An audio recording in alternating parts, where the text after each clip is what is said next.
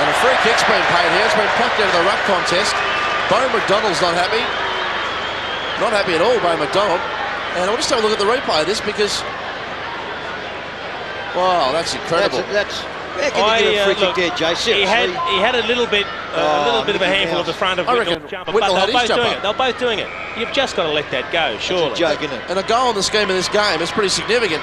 So Lynch has got 2 and now Whitnell's got 2. It's all square at Optus Oval. Well, I'm not sure about that, and I think you said it right, Jay. So both had a little bit of a hold of each other here, ridiculous. and to pick one out of your hutch. Here we are again. We can all see this one. No. There's no free kick there, and I don't like to have a crack at umpires all the time, but you can sometimes. But that was wrong there. That's Whitnell's second goal now. Matter of fact, I think McKay's playing on Picken. He's had 4 or 5 touches as well.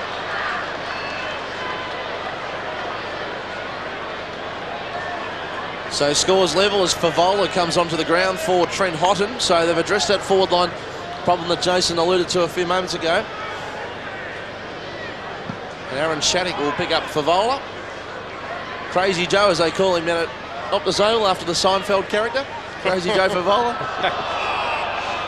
We'll have a bounce in the centre of the ground. There he is, Crazy Joe. He's the one you'd like to see start out of the square because he does lead like a traditional full forward. Is that Bradley in the goal square there, Joe? So it looks like at this stage. Yep, he's just dragged Nigel Lappin down. Yeah. Lappin picking him up now. So good tactics there by the Blues. The explosive Ackermanis gets it off the black. Just signed for 3 years. Kicks inside 50. Beautifully done by Pickett, having a big game. Bounces it awkwardly. It was a shocking kick on goal in the air. We're not having a go because it was terrific. You can see what was going through his mind. All he tried to do was kick it low end over end and dribble the ball through.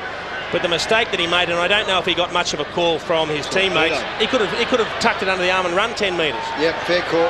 Camporelli again getting some possessions, but hasn't really done some damage with them yet. That was his 8th possession, 7 kicks. It's the leading kick getter on the ground. It's been okay picking too, Jace. We just touched on before. McKay likes to run down the ground and set things up. Pickens, his opponent's had 5 kicks and 3 marks. It should have been a goal just then. Chris Scott kicks towards half forward. Big fly over the back from Christo, who's back in town. And the ball drills out. And the Blues have made another change. They've put Anthony Franchina on to Michael Voss. You'll be able to check out all the stats. Perhaps Michael Voss is after today's game on the i7 Sport website. That's i7sport.com.au. But he's now gone to full forward, dragging Anthony Franchina down there. Good match-up that. Bounced off the head of White. He didn't see it. Hume. Camberelli with kick number 8. Sun gets in the eyes of Freeborn, but he did pretty well to shield himself. Now Ratton running through the middle. This is where Blues look better. Silvani couldn't take the mark. Ripped off at Hickmott. Christo, who looked to unwind one, gives the handball again to Ratton. He'll charge the goal. Front short pass was good. It was very good. And Bradley just fell at the crucial time. Couldn't quite catch it. And the Brisbane Lions are able to clear towards half-back. Here's Darryl White. Low trajectory kick towards Notting, who's in plenty of space. Some really good real estate value here for Notting. Kicks towards full forward. Big pack of players. There's the real tools up there for the Brisbane Lions. That's a throw. They're trying to stretch them. Massey, desperate to get the ball away. In the end, Franchina to McKay. Now Koutafidis just takes all the time in the world. Steadies up, does beautifully to Lappin. I'll tell you what, he's in trouble, Brad Scott's limping badly. He's gone, Bung, I think. He's gone. Ends up with Ratton. Kick towards half forward to Hume. Couldn't quite take it. Silvani with an underground handball. Some mistakes being made here though. Michael goes backwards to Pike. Real intensity and pressure through the midfield at the moment. Lappin in front, couldn't take it. And again, some skill errors as Lappin steadies up. No one on again. Real game of zoning this at the moment. Give you one example of how our game has changed just today. Silvani now managed to find some space to Hume. They penetrate the zone beautifully. And Whitnell has the chance to kick number 3. Gee, they worked that in well then, Carl. They were on the boundary. They had nothing much. Silvani a short chip to Hume, who was just being conceded the kick. And then Hume off one step as we see Brad Scott getting some attention. It looks like he's rolled an ankle. Then Hume just chips it forward to Whitnell. And really, they've only covered 25 metres down the boundary, but all of a sudden, you've got a bloke having a shot for goal from 35 metres. I like his chances from here. He kicks very well traditionally from this pocket, Whitnell, and just overcooked it a little bit. Started off on line. And in the end, Minor scored 2 goals, 1 to Lance Whitnell. At boundary line level, Richard Osborne, as we see Brad Scott. Now, first of all, Scott, and second of all, the conditions. Well, you picked it right, Jace. It looks like he has rolled his ankle. They're checking his left ankle at the moment, but the conditions are absolutely perfect. So it's quite astounding to see some of the skill errors at this stage, but obviously there's a lot of pressure out there. Koutafidis takes the mark on centre wing. This is such an imposing figure, isn't he? Had Porter then, but Porter wasn't sure. He's still waiting for Porter. Yeah, he's still waiting for him. The more time you take, the more numbers the opposition get back. Yep. That's footy these days. They've got a mismatch. They've got Chris Scott on Mark Porter. They've got to kick it long to him. Yep, look at this. Hume. 4 lines, Now. fill the hole. Franchina, eyes up the goals, steadies up, awkward kick, drifts away. Well, that is terrible. All he had to do was get that up in the square, and Mark Porter was a certainty to mark it. Jeez. But you can see that, Jace. I mean, you can see that the mismatch was there. Andrew Franchina, instead of just lobbing a ball in the air, decided to have a shot for goal. He did the wrong thing. Ashcroft's been replaced as the kicker in, at least momentarily, by Akamanis. Little dinky short pass. Found Chris Scott, whose twin brother's off the ground at the moment with an ankle injury. Short pass towards centre half back. Mark taken by Black. Impressive player, this bloke. Kicks towards centre wing. Chance here for the Lions again. Noble did pretty well to get it onto Robbins. Kick towards half forward. Chance here for Jonathan Brown, who we've hardly seen so far today. Been very quiet. Just the one kick. Still early days though, as the ball goes over the boundary line for a throw in. See, Craig Bradley's only had the one handball too so far in this game. He did have Voss early in the game, Jace, too, but I think that changes, or certainly has been happening with Franchina going to Voss. Koutafidis took it out of the sky, trying to get a kick away. And beautifully done from Black. Spotted up Notting out of nowhere then. Notting rides the bump with the handball. And Voss again. And here you go, the Blues through Christou. Woof goes the crowd as he kicks towards centre wing. Chance here again for Des Headlander. Couldn't quite take it. Freeborn's tenacious. Bursts his way through. Paddles it to his own advantage and lays it off to Hickmott. Good play from the Blues as they work it forward. 6 for Camberelli. Lays it off again to Hickmott. Got to spot someone up. He'll go for Silvani at the back. In best position, Silvani has taken the mark. It's the perfect example of kicking the ball to your teammates' advantage. It was always going to be a one-on-one contest between Michael and Silvani, but you could just see what side of the contest he's on. And all Silvani had to do was hold Michael off, which is no easy thing given the strength of Mal Michael, but did it very well. An excellent kick from Adrian Hickmott. He's no good thing here, Jace, Steve Silvani. 5-time All-Australian, you've just hooked into him. I think he's actually more than that. We'll check on that. There's a goal to Silvani. That's a good thing. Silvani's kicked the goal.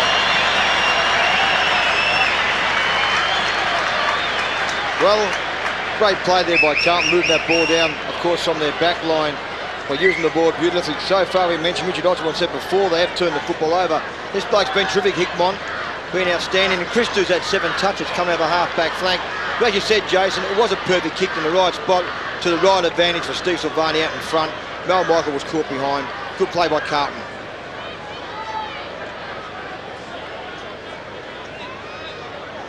So the fullback of the century has given Carlton a 7-point lead.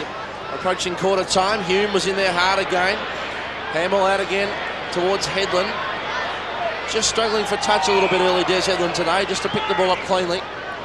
See, it's been an amazing struggle in terms of matchups here. It started off, they were just going head-to-head, but then it's turned into a real chess match. One by one, coaches are trying to create mismatches, and then there's the counter move by the opposition coach.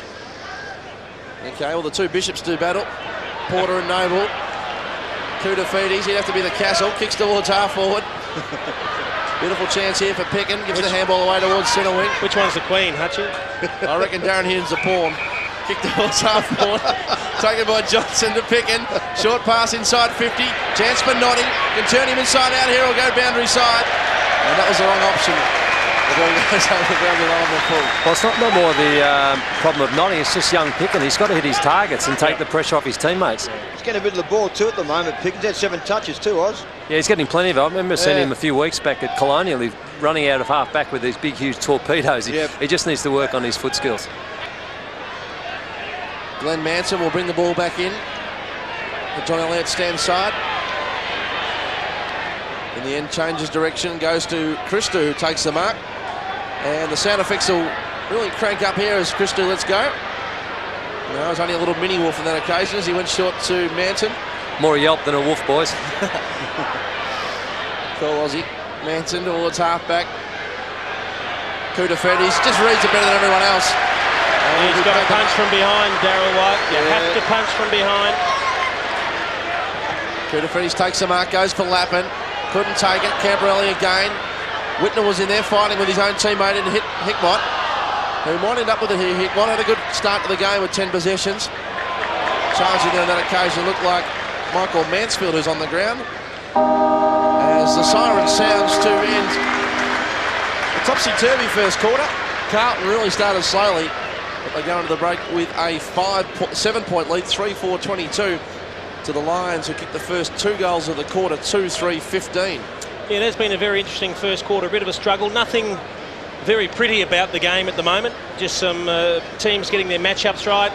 A lot of flooding, a lot of pressure on the play with the ball. It's been hard to pinpoint targets, and for that reason we've seen quite a few skill errors in the first quarter. But you'd expect the game to open up a little as it progresses and teams start to get their matchups right. An interesting contest here at Optus Oval at quarter time. Carlton 3-4-22 to Brisbane 2-3-15. C7's telecast of the 2001 AFL Premiership season proudly brought to you by Harvey Norman. There's a store near you. And the Nissan Challenge. Test cricket. Great shot. England and Pakistan, the first test. Got him, that's well caught. Unbelievable. Pakistan have won their last 3 series in England, but lost a home series to Nasser Hussein's men in December. It's out. It's got him. England will be chasing a win before they face the Aussies. And Pakistan are bolstered by the return of their big guns. The first test. England and Pakistan tonight on C7 Sport. Came out here, city slickers. You're gonna go home, cowboy. Everyone knows you can take the boy out of the city. I'm not good at it. I have a roping disability. But can you take the city Bobby, there's a stampede! And you're done! out of the boy? Billy Crystal. Hi, Curly. Kill anyone today? Oscar winner Jack Palance. They ain't over yet. City Slickers. Now showing on Movie 1. That's him. Would you let this guy marry your daughter? We're gonna make a stab at holy deadlock. Neither would Bob, and he's going to great lengths to make sure of it. Sweden's a good 6,000 miles from here, and that's how far I want to take her. But in this liberated land, In Sweden, we are very tolerant of nature. marriage seems like a good idea. You're not going anywhere with her for 2 weeks unless it's on a honeymoon. Bob Hope in a swinging comedy with good old-fashioned morals. I'll Take Sweden, now showing on Movie Greats. Go Harvey Norman for 36 months interest-free terms. 36 months interest-free on furniture, bedding and bedroom furniture. 36 months interest-free on electrical items like fridges, freezers, TVs and stereos. 36 months interest-free on computers, printers, communication items and software. What a deal! 36 months interest-free. 36 months interest-free terms now at Harvey Norman. Minimum purchase $500, 1/3 deposit. Conditions apply. See store for details. Go Harvey, go Harvey, go, go. Go Harvey, go Harvey Norman, go! Welcome back to Optus Oval. Quarter time here, and it's the Blues by 7 points. 3-4-22 to the Brisbane Lions, 2-3-15. Multiple goal kickers, Whitnell with 2 for the Blues and Lynch with 2 for the Lions. Plenty going on in the quarter time huddles. A pretty animated Lee Matthews, and the way he's been gesticulating, I would suggest they're talking about the way Carlton are flooding and the need for his players to hit their targets, to take time with their disposal, not just to kick it long, not just to bomb away, but to think about the way we can break down the game that Carlton is playing. The Blues, on the other hand, I think Wayne Britton would be pretty happy with the way they've probably just asserted a little bit of ascendancy towards the end of the first quarter there, Dougie. No doubt about that, Jason. Some of the lead in possession getters on the ground up the quarter time. For Brisbane, Simon Blacks had 9, Chris got 8, Ashcroft and Picken 7, and for Carlton, Adrian Hickmott 10, Camberelli 10, Scotty Freeborn's had 9, and Koutafidis and Christou have both had 8. It's interesting you're talking about Scott Camberelli with 10 possessions. You would think one of the best on the ground, but hasn't really had a great influence yet. If he can just perhaps turn some of those possessions into greater effect for the Blues, I think he could really have an impact on this match at the moment. The Blues huddle just starting to break up now, and look at a pretty tight pack. The Brisbane Lions getting last messages from Lee Matthews, and not one to panic Lee Matthews by any stretch of the imagination. This game is on the line at the moment. Still no real pattern has emerged at this stage. Conditions good, plenty of cloud cover now, just a slight breeze, certainly no excuses for turning the ball over. And down on the boundary line, Richard Osborne has Brisbane Lions assistant coach Gary O'Donnell with him, Aussie. Well, Gary, a very close first quarter. What were your thoughts? Yeah, look, we started okay. We've just probably got to move the ball a little bit quicker. They're changing a lot of their blokes through the forward line, and our back line have just got to be aware that, well, to adjust and make sure we get the matchups right. You're surprised the tactics Carlton use early, flooding? Oh, yes, no, they tend to do that most games, but we've just got to be able to move it quicker and beat them back into our forward line. Thanks, Gary. No worries, Rich. Good on you, Aussie. A very different looking Gary Number O'Donnell. one, Jace. It's the number one haircut, I think, for Gary O'Donnell, that one. It looks like it. It's a fire break, isn't it? Well, it looks like Daryl White is going to run with Anthony Koutafidis now. They're both starting in the middle of the ground. All right, so Gary O'Donnell's had the skinhead. Can the Brisbane Lions skin the Blues in this quarter? We're up and running. Camporelli to Beaumont. Kick towards centre wing. Looks good, though. Good mark taken by Lappin. Oh, he's gone quickly. Might have been touched in the air. White's in there also. Now Koutafidis dances his way through the pack. Besieged by defenders. Somehow the ball gets squeezed forward. Silvani did pretty well to belt it to his team's advantage. But Scott was there. Plays it off to Pike. Reliably, I was going to say reliably, but it missed its target in the end. And a chance here again for the Brisbane Lions. Good tackling and harassment from Hickmott. And very good defensive skills there from Carlton. Sees the ball over the boundary line. Having a great game, Hickmott, isn't he? He is, and I think the crowd's certainly appreciating the amount of aggression shown already in this match. And a good crowd at Optus Oval, considering there's an interstate side. I think they're all here anticipating a big game. Silvani to Ratton. Koutafidis. You weren't saying such nice things about the crowd when you couldn't get your car in about an hour ago, Jason. As the ball went over the boundary line for a throw-in. Special cheerio to the 3 or 4 attendants who cooked senseless outside the ground. They were very good to me. Craig Bradley again has gone back to the goal square to full forward with Nigel Lappin, one out. So suburban footy at its best this afternoon. And you're watching it all on 7. There's that man Hickmott again. Got the handball towards Lappin. Ackermanis did pretty well. Just had the presence of mind to squeeze the handball towards Scott, who again kicked off the ground towards centre wing. Brown, been well held so far by Beaumont, who's the man for all occasions for the Blues. Black, handball off to Robbins, who just kicked blindly, didn't he? Put the head down when he kicked it. And the mark was taken by Mr. Reliable, Andrew McKay. Kicks to Camporelli, who is always looking to square the ball up. That's exactly what he does. To Hickmott again. Hickmott has had a destructive afternoon, as we mentioned. Been good, isn't he? 12 possessions now for Hickmott. And Beaumont's got it. And 34 players in this half of the ground again. So really prevalent, the changing face of footy today. Beaumont kicks a Koutafidis!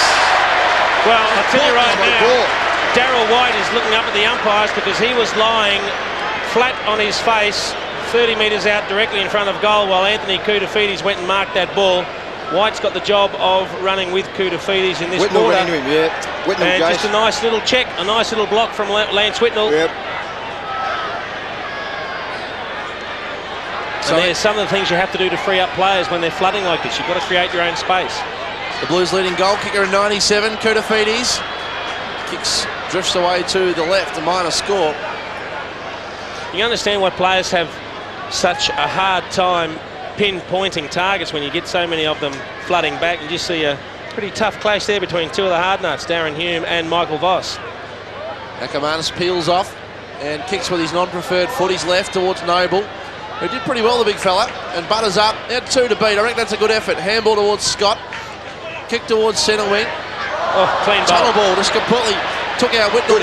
Missed the spare and everything there as Brown takes it. Handball over the back towards Robbins. Kicks inside 50 to a one-on-one. Lynch is in good form. Can he take it? He couldn't. Ball spills. A sea of Blues there at the moment. McKay and Massey mops up for him to Whitnell. This time, no mistake, and the Blues are away towards half forward. The kick towards Koutafidis, who might have gone forward. Dangerous times here for the Brisbane Lions. Chance down for Hickmott.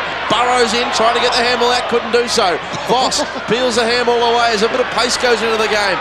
Here's Picken, right on centre wing, kicks towards half forward. Good looking kick to Notting. And Nottingham will take the mark. Great hands by Michael Voss, one of the judges. The way he got the ball over the top there to a teammate was terrific play by Voss. Lynch with a big set, couldn't take the mark. But Beaumont's got it for the Blues. I'm not convinced about the fact that Nigel Lappin's playing down at full-back. I think he's wasted at that position. I know Craig Bradley's a very smart and sharp player, but Lappin's better suited in the midfield. Porter lays a handball off to Beaumont and continues to run through the middle. Lappin, handball away towards the pawn, and Hume kicks towards half forward. Silvani was read closely by Michael and got the free kick. Well, interesting one, that Chase. Well, it is. I think the free kick was probably there. I think after the spoil was complete, you can see the left arm around his waist, right arm over the shoulder. Fair enough. Probably a free kick. And boys, the umpire was in an absolute perfect position to play that too. You're right, Oz. Well, he's just squared it up to Camporelli. No distance gained. They're probably going to have to kick from 52, 53 metres out. You'd think he'd struggle to get there. Yep. He's a good kick though. Gives it everything.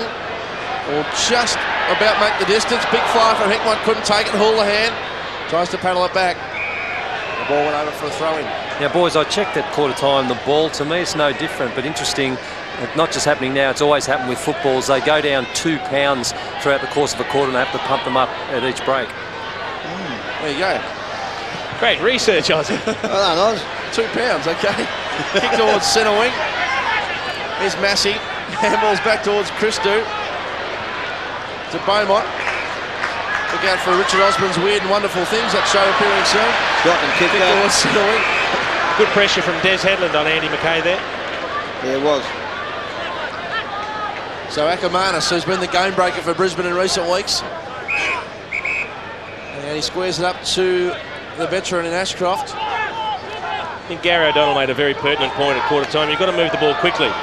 The longer you hang on to it, the easier it is for players to flood back. The 1-2 ends up with Ashcroft again from Beaumont. He's gone. There's a shocking handball. He ducked the head. That's holding the football. No question about that. And you can't blame the recipient. You can't blame the youngster there. I think it was Robbins. Silvani's kick on goal is a goal for Beauty. That's his second.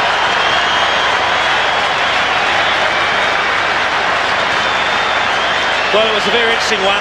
Aaron Shattuck was the man that actually ducked his head. But you're right, Hutchie. The first thing you do when you're besieged by a player as soon as you turn around is pull the head in. And he was just wrapped up ball and all. That's a perfect example of overusing the ball. The Lions were trying to create something out of the back line because the Blues had flooded back. Just looks a little bit ginger after that contact. He has had problems from the groin area, and a player ducking his head could cause problems. Well, looks in a bit of pain, Silvani. We know he's had problems. Of course, hamstring and then groin, so I hope he's okay. Has been wearing a cricket protector. Yes. Yeah. As Beaumont kicks towards half forward, this will be the test to Silvani here. He falls at the back. Beautifully read by Hickmott. He's on fire this afternoon. Hickmott kicks on goal. And the kick ends up being out of bounds on the full. Really lets down the build-up of the commentary there. And Hutchie, you said this will test Silvani. He can't run. At the moment, he cannot run. He's limping. Yeah, fair call, Jace. He is gone. He's going to have to come off. All right, so the last 2 goals of the game. Here he comes. Yeah. Could be a groin again, I reckon. Well, this is really disappointing. Well, I think that's what happens when a player ducks his head and you're confronted front on. That's where you're going to cop him, aren't you? Absolutely. Top of the head. Spare a thought for Silvani at the moment. Looks in a bit of pain. We'll keep an eye out. A couple of clowns in the box here. The free kick will go the Blues' way. Richard Osman at boundary line level. Have they treated Silvani yet? Yeah, looking at him as we speak on the deck, but I'll tell you what, he's very sore. I'll keep up to date with what exact spot it is on the body, but he looks very sore. Well, we just saw the left knee being attended on the vision there. Jason? Not a good sign, but the scrappiness continues in this game, doesn't it? Kick towards Lynch, who was hassled. Should have got the free kick. The advantage will not be paid here. Brown's kick on goal.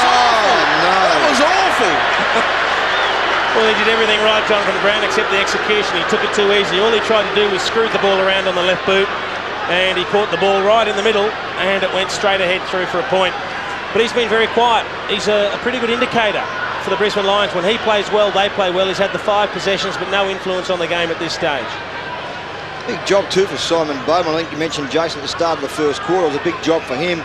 He did pretty well. They do say that Brown has great running capacity for a big fellow, so perhaps it's not that bad a matchup. Yeah. Quite smart saying he can run with him. Of course, taken under the father and son rule by the Brisbane Lions. Manson kick towards half-back. We're going to see some amazing statistics on short kicks today, aren't we? Oh, no doubt. Freeborn kick towards the centre of the ground, and the mark was taken by Simon Black. Oh, he's wasn't called Black. a jump ball. Simon Black can't believe it, and every right. Simon Black's the man in front. He's brought that down cleanly. Unlucky. A little bit going on off the ball. You can see Steve Silvani heading back to the dugout to sit down, but Nottingham and Ratton were having Picken and Ratton were having a go behind the ball a minute ago. Kudafredi's handball towards Ratton. The Blues work it forward. Porter, we've seen some good soccer skills today.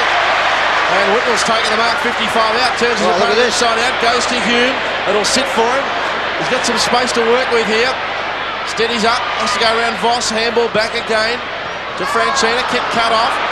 Ashcroft, beautifully done as they work it forward to Ackermanis. Oh, shit. And was written off the football. It's getting pretty tough with the clinches out there. Here's Freeborn's got it, 65 out. The kick was a little bit too high. Chance again over the top though. And Lappin has taken the mark. Some great work done by Lance Whitnell off the ball. He just used his body to keep Martin Pike out of the contest, and it allowed Matthew Lappin. You could just see Jason Ackermanis slipped, nearly lost his head.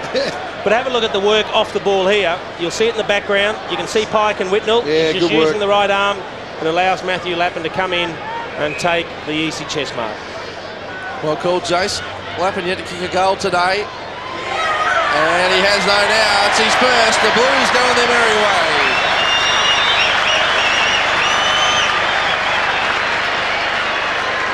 Well, it was good work there from the Brisbane Lions initially before that mark from Nigel Lappin.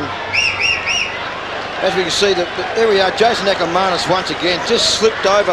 Maybe wearing the rubber stops, maybe a little bit of give in the ground. The kick there was across, I think it was from Brett Ratton to find Freeborn's been terrific so far in that midfield for the Carlton side. And as Jason called it, a good shepherd there from Lance Whitnell. Good goal to Lappin. A concerned looking Lee Matthews there for the Brisbane Lions. And well, he might. The Blues have kicked the last 5. And Hawk, the important point you just made there was the soles. I wouldn't be surprised if quite a few players are wearing moulders, because it's quite lush, and there is a few players slipping, as we saw with Jason Ackermanis earlier. Centre square infringement against the Brisbane Lions. Silvani up and jogging around the boundary line. Beaumont goes towards half forward. And the umpire's plucked out one here. We'll go to Lappin, I think. There he is, Matthew Lappin. Kicks inside 50 to a contest. Hickmott was ridden off the football. Whitnell with it beautifully. Number 3 for the Big Red. Well, the Blues really starting to assert some authority on this game now. It seemed to be pretty even in terms of possession up to this point, but now every time the Blues go forward, they look likely to score. Matthew Lappin coming into the game. There's the long kick, and he just read it better. He just read the contest well, finished it off beautifully. We spoke about the matchup between Jonathan Brown and Simon Beaumont. Well, Beaumont in the first 15 minutes or the first 12 minutes of this second quarter has had 8 kicks already. So he's doing a great job at halfback.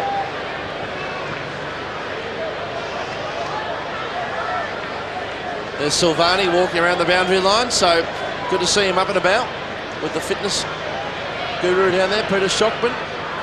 The bounce. Porter. Kudafuri's got the handball away towards Beaumont. Tumble punt towards half forward. Hickmott, who's really killing him at the moment. His handball didn't hit his target. Voss, who's been pretty well held by Freeborn. 6 possessions for Voss. Working hard there with Shattuck to Picken. His kick cut off. They're a little bit unsettled at the moment, Brisbane, you get the feeling. Now Picken again, got the handball away to Black. Short pass was good. And the mark's taken by the barometer. Not much ahead of him, though. Jonathan Brown. They've got the numbers, the Blues. Kick towards half forward. Again, the Blues steady up. Manson, they peel to the back end of the pack. Beaumont squares it to Hume, who will go for Ratton in the end. Oh, yeah. Finds him, beautifully done. Umpire's down. Umpire's just gone down. 5 of his own feet, though, we think. Well, umpire conscious at the moment. Hume goes inside 50. Favola claims the mark. And the umpire's paid it. Mel Michael said it was a Michael Slater catch. He didn't think it happened. Umpire Gavin Dorr hit the deck there, boys, in the middle of the ground. I think he made this fell out of his own I think feet. he just slipped getting out of the way of play. But I'll tell you right now, I think Carlton's got the mix right. They're still flooding back. They're getting numbers of the contest. But when they look up, once they switch it, they've also got enough free targets up forward, hitting the right spaces to move the ball forward straight away. So they're just starting to get the mix right, the Blues. I reckon in the centre of the ground too, Jason, at the moment. Camperale, Ratton and Cooter are starting to centre bounce with Porter. They're starting the ball out of the guts at the moment. Favola can really kick the football. This will do more damage to Brisbane. It's a goal. Well, we've seen players struggle from that sort of range today. And a little earlier on, we saw Scott Camperale come up about 5 metres short. But on that occasion, Brendan Favola, he is a long kick, a penetrating kick, and that was an absolute beauty.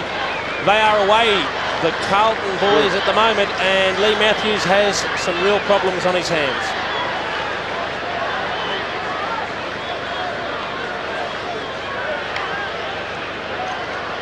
John Elliott looks pretty happy, and well he might, because Carlton have kicked the last 7? They have kicked the last 7. They kicked 7 goals, 5 here, and Brisbane only kicked 2 points since the 13-minute mark of the first quarter. It's unbelievable. Good statistic, Hawk. Well done. Thank you. Massey charges through. Brown there also. Oh! Look at the bucking Bronco action there. And boys, I think it's pretty significant that Carlton have kicked that 7 goals after they've realised they got to have someone in their forward 50 metre to kick goals. Exactly. Win the ball at the centre, aren't they, too, Carlton? They're starting to dominate in that area. Porter has been one of those reasons. And we'll have another bounce. No, we won't. They work it through. Rugby like scrum. Chance for Headland. Kick towards full forward. Keating. Big fly at the back from Lynch, who had 3 attempts at it. Couldn't quite take it. Christo was too cool. And belted through for a minor score. There was plenty in that contest, wasn't there, between Christo and Keating. They both had each other in a bear hug. An amazing contest.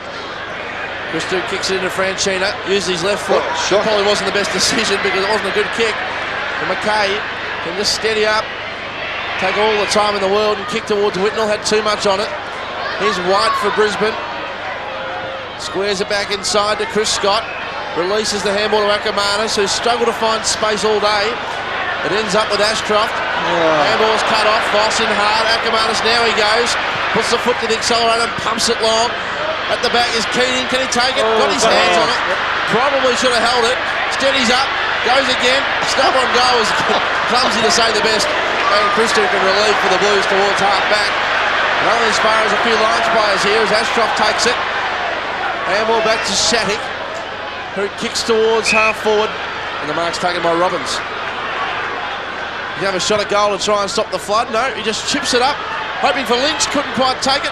Here's Voss, all class. Brilliant. All class. Voss. He's kicked a magnificent goal. Well, I think you summed it up in one word, Doug. Brilliant. He just he got to the front of the contest. He hit it at about 3/4 pace. Wasn't going too quick that he couldn't change direction. And have a look at the way he wraps his ball up, runs through the gap. And what was a tough shot was made to look particularly easy by a very classy player in Michael Voss, and he's doing his best to get the Lions players fired up here at Optus Oval. And boys, as that all unfolded, Steve Silvani back on the ground. Great news for Carlton. So Steve Silvani back on the ground there. Good news for the Blues because he was looking dangerous up forward, so hopefully that left knee will get him through the rest of the game. I think too, Jason, that with the old captain's goal, Michael Voss, that was just a ripper goal for him. Ratton, been intriguing these centre clearances, haven't they? Really interesting stuff at the moment because there's some hard work on the bottom of the pack. I reckon they've been beaten there. Yeah, I reckon they've been beaten there, Hutch. I just reckon they've been beaten in the middle of the ground. Particularly around the midfield centre bounces as well. I think they've got that ascendancy this quarter. They've really started to get on top. Looks like Turner on Voss. Looks like Pike now is picking up Steve Silvani at this stage. And Craig Bradley, as you've mentioned a couple of times, is playing a sacrificial role at full forward to keep Lappin out of the game. Here's Silvani back on. Oh, couldn't quite take it. Terrific effort indeed, though. Here's Favola, 55 out, decides to have a shot, loads it up and kicks a to the post. Gee, he's got some range on his kicks, hasn't he? He has got an enormous kick on him. I just wondered if that kick was going to go to Silvani or was it meant to go to Favola. I'm not quite sure, but Silvani made a good effort to get to that one. Okay, Ackermanis brings in the ball to Mel Michael, who takes the mark. Of course, traded for Jared Malloy over the summer. Brisbane search for a fullback. Kick towards centre half back. Mark taken by Shattuck. Where's he going? Squares it up towards half back. Here's Chris Scott. Peels inside. Kicks towards centre wing. Houlihan there. Couldn't take it. Bradley, the handball over the top to the advantage of Camberelli. The Jet puts the foot to the gas and kicks inside 50 to Crazy Joe. Well, they could have raffled that one, the Blues. They had Michael Mansfield, Brennan Favola and also Jordan Doering right in the space that Camberelli chipped the ball to. And we're seeing two of their key movers this afternoon. Hickmott and Freeborn also having a rest. Freeborn 11 possessions and Hickmott 14. They've been the two getting them going in the midfield. Had a bit of a spell. Part of the rotation, do you think? Yeah, no doubt about that, Hutch. Bit of a breather. I thought Darryl White could have marked that one in front of us here, boys. I just thought he could have probably took the grab there. Like his chances here, Jason? Well, he's been kicking the ball well. One goal, one poster, but it was a beautiful kick. Favola's kick might have been touched off the boot, I think. mongrel. It got too close to the man on the mark. It was touched. And the ball went over the boundary line for a throw-in. And boys, absolutely spectacular work by Chris Scott on the mark. He really did everything he could to make Favola kick it into the man on the mark, and he did. Did he crib it all over the mark, Ozzy? No, he didn't. He just really played it well. Lance Riddle having his back so they've got four of their key movers off at the moment. Whitnell, Porter, Hickmott and Freeborn, as we see the blood rule. By McDonald, isn't it? Yep. The blood nose might have just copped an accidental one high. That's actually Aaron Shattuck, boys. Was it? Shattuck, is it? Yeah, good call. Is it? Okay. By McDonald, now we're seeing Koudafoudis come off, I think. Is it Koudafoudis? No, Jordan Doering. Jordan Doering coming off. Sorry about that. My apologies. Hickmott comes on. We've got our acts together here as McDonald comes off the ground. Yeah, Bud McDonald, yep. Lappin's handball over the back. Pike. Thought about kicking a goal for the opposition then and changed his mind. Kick towards half back. Big fly. Favola. He's having an impact, isn't he? He's airborne at the moment. Favola kicks inside 50 to Hickmott, just back on the ground. Now Houlihan tries to squeeze a handball out. Couldn't do so. Ripped off the football. Chance again for the Lions to clear. Towards half back to Brown. Good tackling and harassing by Christo, who's really making a difference. Ackermanis, the handball ends up with this occasion with Robbins.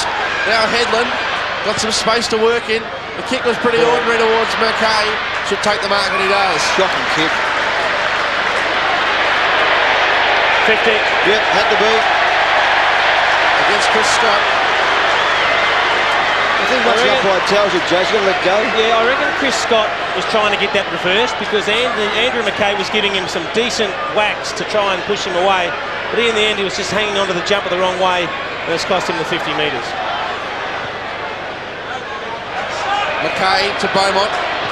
Kick inside 50. Towards Cooter at the back, couldn't take it. Punched away, Rat in front and squared him well. Squeezed it out. Houlihan will finish this off with a goal. Mark that one down to the young man at number 33, Ryan Houlihan.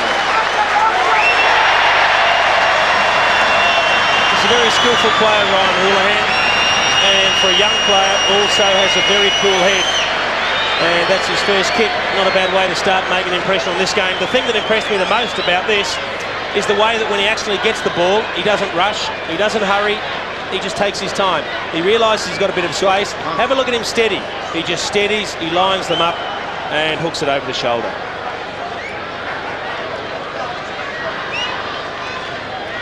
Just talking about the centre clearance here, Hutchie and Jace. Carlton have won it 4 times to Brisbane North out of the centre. They dominate that area. Well done, Hawk. Houghton goes up. Porter, I think, just having a rest. Make it that 4-1. Yep. Good call. Voss kick towards Lynch. The first one they've lost. It's the first time Porter's been off. There it is. Handball to nothing. He just missed it. Oh, well. The sublime to the ridiculous that was. It was a terrific handball. Well, we had one with Marcus Picken in the first quarter, and this time it's Tim Notting in the second quarter. They've missed from virtually point blank. And the Blues are on the break to clear here. They can run almost to centre wing here. Houlihan has 2 bounces. Kicks towards half forward. Silvani was held. Should have been paid the free kick. Wasn't Mansfield on his non-preferred side. Found it tough. Kick towards Favola, who's made an impact. Mansfield went again and should get a free kick. No. The umpire says he'll throw it in. They're under real pressure at the moment, the Brisbane Lions. You can just see the players don't have any sort of time when they get the ball. They are being besieged by the Blues every time they get their hands on the leather. Silvani, read it best. Got the handball away to Lappin. He's a chance from there, Lappin. Squeezes a kick on goal. Lions score the result. 5 goals to 1 this quarter. Well, might Lee Matthews look concerned at the moment. The margin out to 31 points. He's caught play on, he's got no one to kick to. I'm not sure how he played on there, but anyway, Voss kicked it short. The mark was taken by Picken, who's been a good player for them today. Kick to Ashcroft on centre wing. Steadies up, uses the ball well. Brown's just having a bit of a shock at the moment, dropping chest marks. I just reckon two boys when they're breaking down the Brisbane Lions forward line. Nottingham's had 2 marks, Lynch has had 2 marks, Jonathan Brown's had 1, and Clark Keating's had none. He's really failing to take some marks inside 50 bung at the moment. And as soon as the ball hits the deck, the Blues have got numbers back and they're running it out. Maybe Mel Michael might be an option to go, maybe forward a bit of marking chance as well. Got to change things now, there's 6 goals down. Ackermanis did well, he found Voss, they've combined well today. Voss has 2 bounces, looks for an option, kicks it to the advantage of Clark Keating at the back. Can he take it? He couldn't. Did a bit of bullocking. Sausage. Kick on goal again from Notting, I think. Yep, Notting. That's another one where it looked like Tim Notting was in perfect position just to toe that one through and just couldn't do it. They need these opportunities to stay and touch the Lions because they're really struggling at the moment. Here's the replay. He's having nightmares about that goal square. He's missed that from a foot. Yes, he missed one before from 5 metres. Always tough to kick a bouncing ball, but they just need it at the moment, the Lions. Poor old Tim Notting, he can't do a thing right in that goal square at the moment. Lappin, Cotton got the handball over the top to Hume. Here come the Blues again. Hume, left foot kick inside towards Favola, attacking the football well today. Paddled to his advantage, finally ends up with him. He wants to kick another goal. Handball over the top was good. Chance for Houghton, lays the handball up to Silvani, loads it up, Sauce kick on goal is errant. Almost fell over as he kicked it. Yeah, it wasn't a great one from Sauce. He'd like to have that one over again, I'm sure. The difference between the two sides at the moment, they just have a much more structured forward line, the Blues. It looks dangerous every time the ball goes forward as opposed to the Lions. Any word on Lance Whitnell down there, Aussie? No, he seems 100% fit. Obviously, coach wasn't too happy with the way he was moving, so they've put Silvani back on the ground in place of Lance Whitnell. Bit of manipulation on the back, I think, for young Lance. Yep. Picken decides to take on Mansfield, who tried to run him down. Did well in the end, Picken. Handball to Headland. Short pass, missed the target, and Johnson, who tries to butter up. McKay to Ratton. All sorts of theatrics going on in the box behind me. Ashcroft handball over the top to Scott. That was Chris Scott. Michael Voss's handball to Ackermanis. They trust each other, don't they? Handball came back towards Voss, who tried to bring the ball to his advantage. Massey ripped off the football, played for the free. Play on to the umpire. Lappin squeezes a kick towards full forward.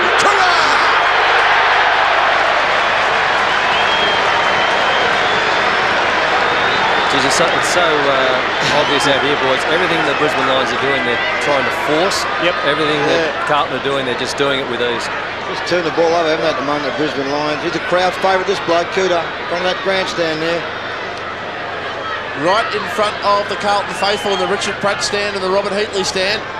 And he'll raise the roof if he kicks this. In the heart of Carlton territory, Cooter's kicked the goal!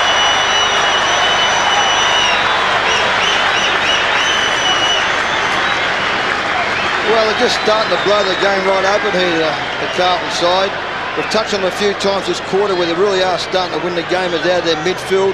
Camberrelli's running down the ground fairly easily. We see Bratton starting to get a bit of the football.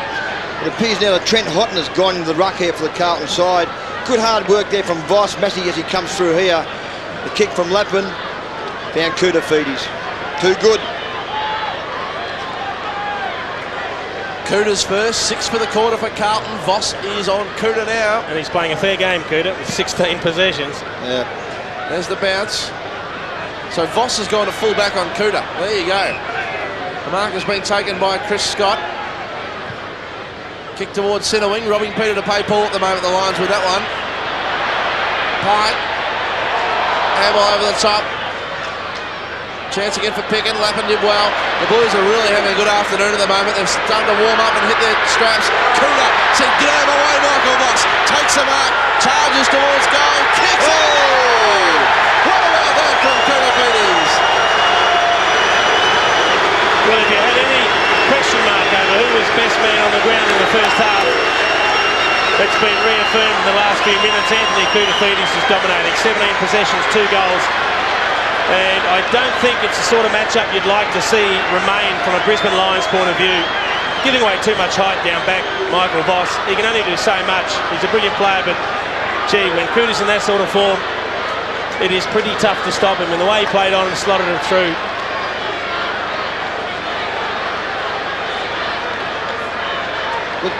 It looks like now, boys, that Kennedy has gone across to pick up Kuta. No Michael Voss great tried to surprise. body him, didn't he? Just tried to body him on that occasion. 9 kicks, 8 marks, 5 handballs. 9 kicks, 8 handballs, 5 marks and 2 goals to Kuta. They've got it right. Assume goes towards half forward. Lappin, who's really lifted in this second quarter after a quiet first term. He's racked up 12 possessions of his own. Kicks towards full forward. A chance again for Ratton. Snapshot towards goal. And Brisbane just desperate just to try and see that to half time without hemorrhaging anymore. Picking towards Black. Handball over the top to Lappin, who's been pretty quiet really with just 6 possessions since Bradley took him out of the game towards full forward. Interestingly, Bradley yet to kick the football. Kick towards half forward. Big fly from Notting, couldn't take the mark. Scott Johnson it was, dealt with harshly. McKay was there also. Somehow the ball stayed in. Here's a chance for Robbins. Handball inside towards Headland, who leaves it for Akamanis, who's written into the ground every time he gets the football. Kicks inside 50. And the ball dribbles over for a throw in. There's nothing clean about their possessions at the moment, the Brisbane Lions. They're missing targets. It's scrappy. They're under pressure. They're not handling the ball cleanly. And it's just chalk and cheese compared to the two sides at the moment. I'm glad me and you, Jason, tipped Carlton before the game. Oh, you were on the line. He jumped off. Whatever what. Of course, Doug Hawkins was pretty unlucky not to make the Fitzroy team of the century that was paraded before the game. one terrific year in the back pocket. Look at the numbers here. At the age of 38. A kick towards centre wing, marked by Houlihan as the siren sounds to end a dominant quarter for the Blues. Really was dominant that quarter, the Carlton Football Club. It kicked 7 goals, 4 in fact, to go to 10-8-68. And the Lions, who kicked the first 2 goals of the game, kicked just 1 more that quarter.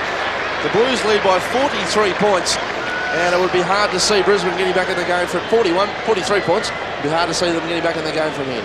Yeah, I guess it's back to the drawing board for the Lions match committee. They'll certainly make some changes. They need to change the approach, basically in total at the moment, because Carlton are dominating all over the ground, particularly in that quarter. 10-8-68 the Blues, comfortably leading the Brisbane Lions 3-7-25. The European PGA Tour. Beautifully struck. Monday night at 6 on C7 Sports. Oh, what a marvellous shot. It's in. Yes. It's a beauty. International golf's young guns and established champions. It looks good. Battling it out in the Deutsche Bank Open. Beautiful finish. He's happy too. I love it. Did you see that? The European PGA Tour. Monday night at 6 on C7 Sport. Monday night at 7:30. Live and exclusive. All you need to know from the people in the know in AFL. We showcase and dissect the game week by week. Profiling, interviewing the superstars. Excellent. With news and views from the coaches and the legendary icons of the game. Tim Watson heads the team of Alves, Silvani and Connolly in Football Feedback. Live Monday night at 7:30 on C7 Sport. Go Harvey Norman for 36 months interest-free terms. 36 months interest-free on furniture, bedding and bedroom furniture. 36 months interest-free on electrical items like fridges, freezers, TVs and stereos. 36 months interest-free on computers, printers, communication items and software. What a deal! 36 months interest-free. 36 months interest-free terms now at Harvey Norman. Minimum purchase $500, 1/3 deposit. Conditions apply. See store for details. Go Harvey, go Harvey, go, go. Go Harvey, go Harvey Norman, go!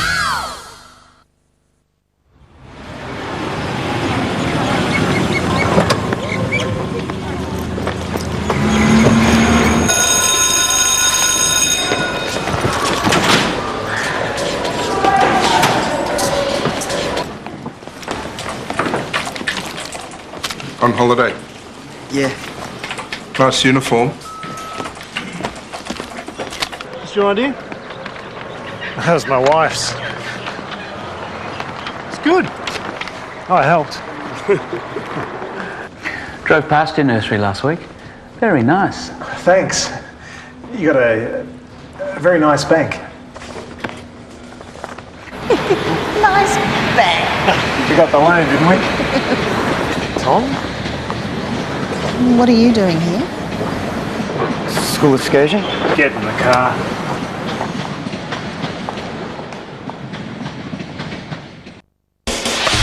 English County Cricket.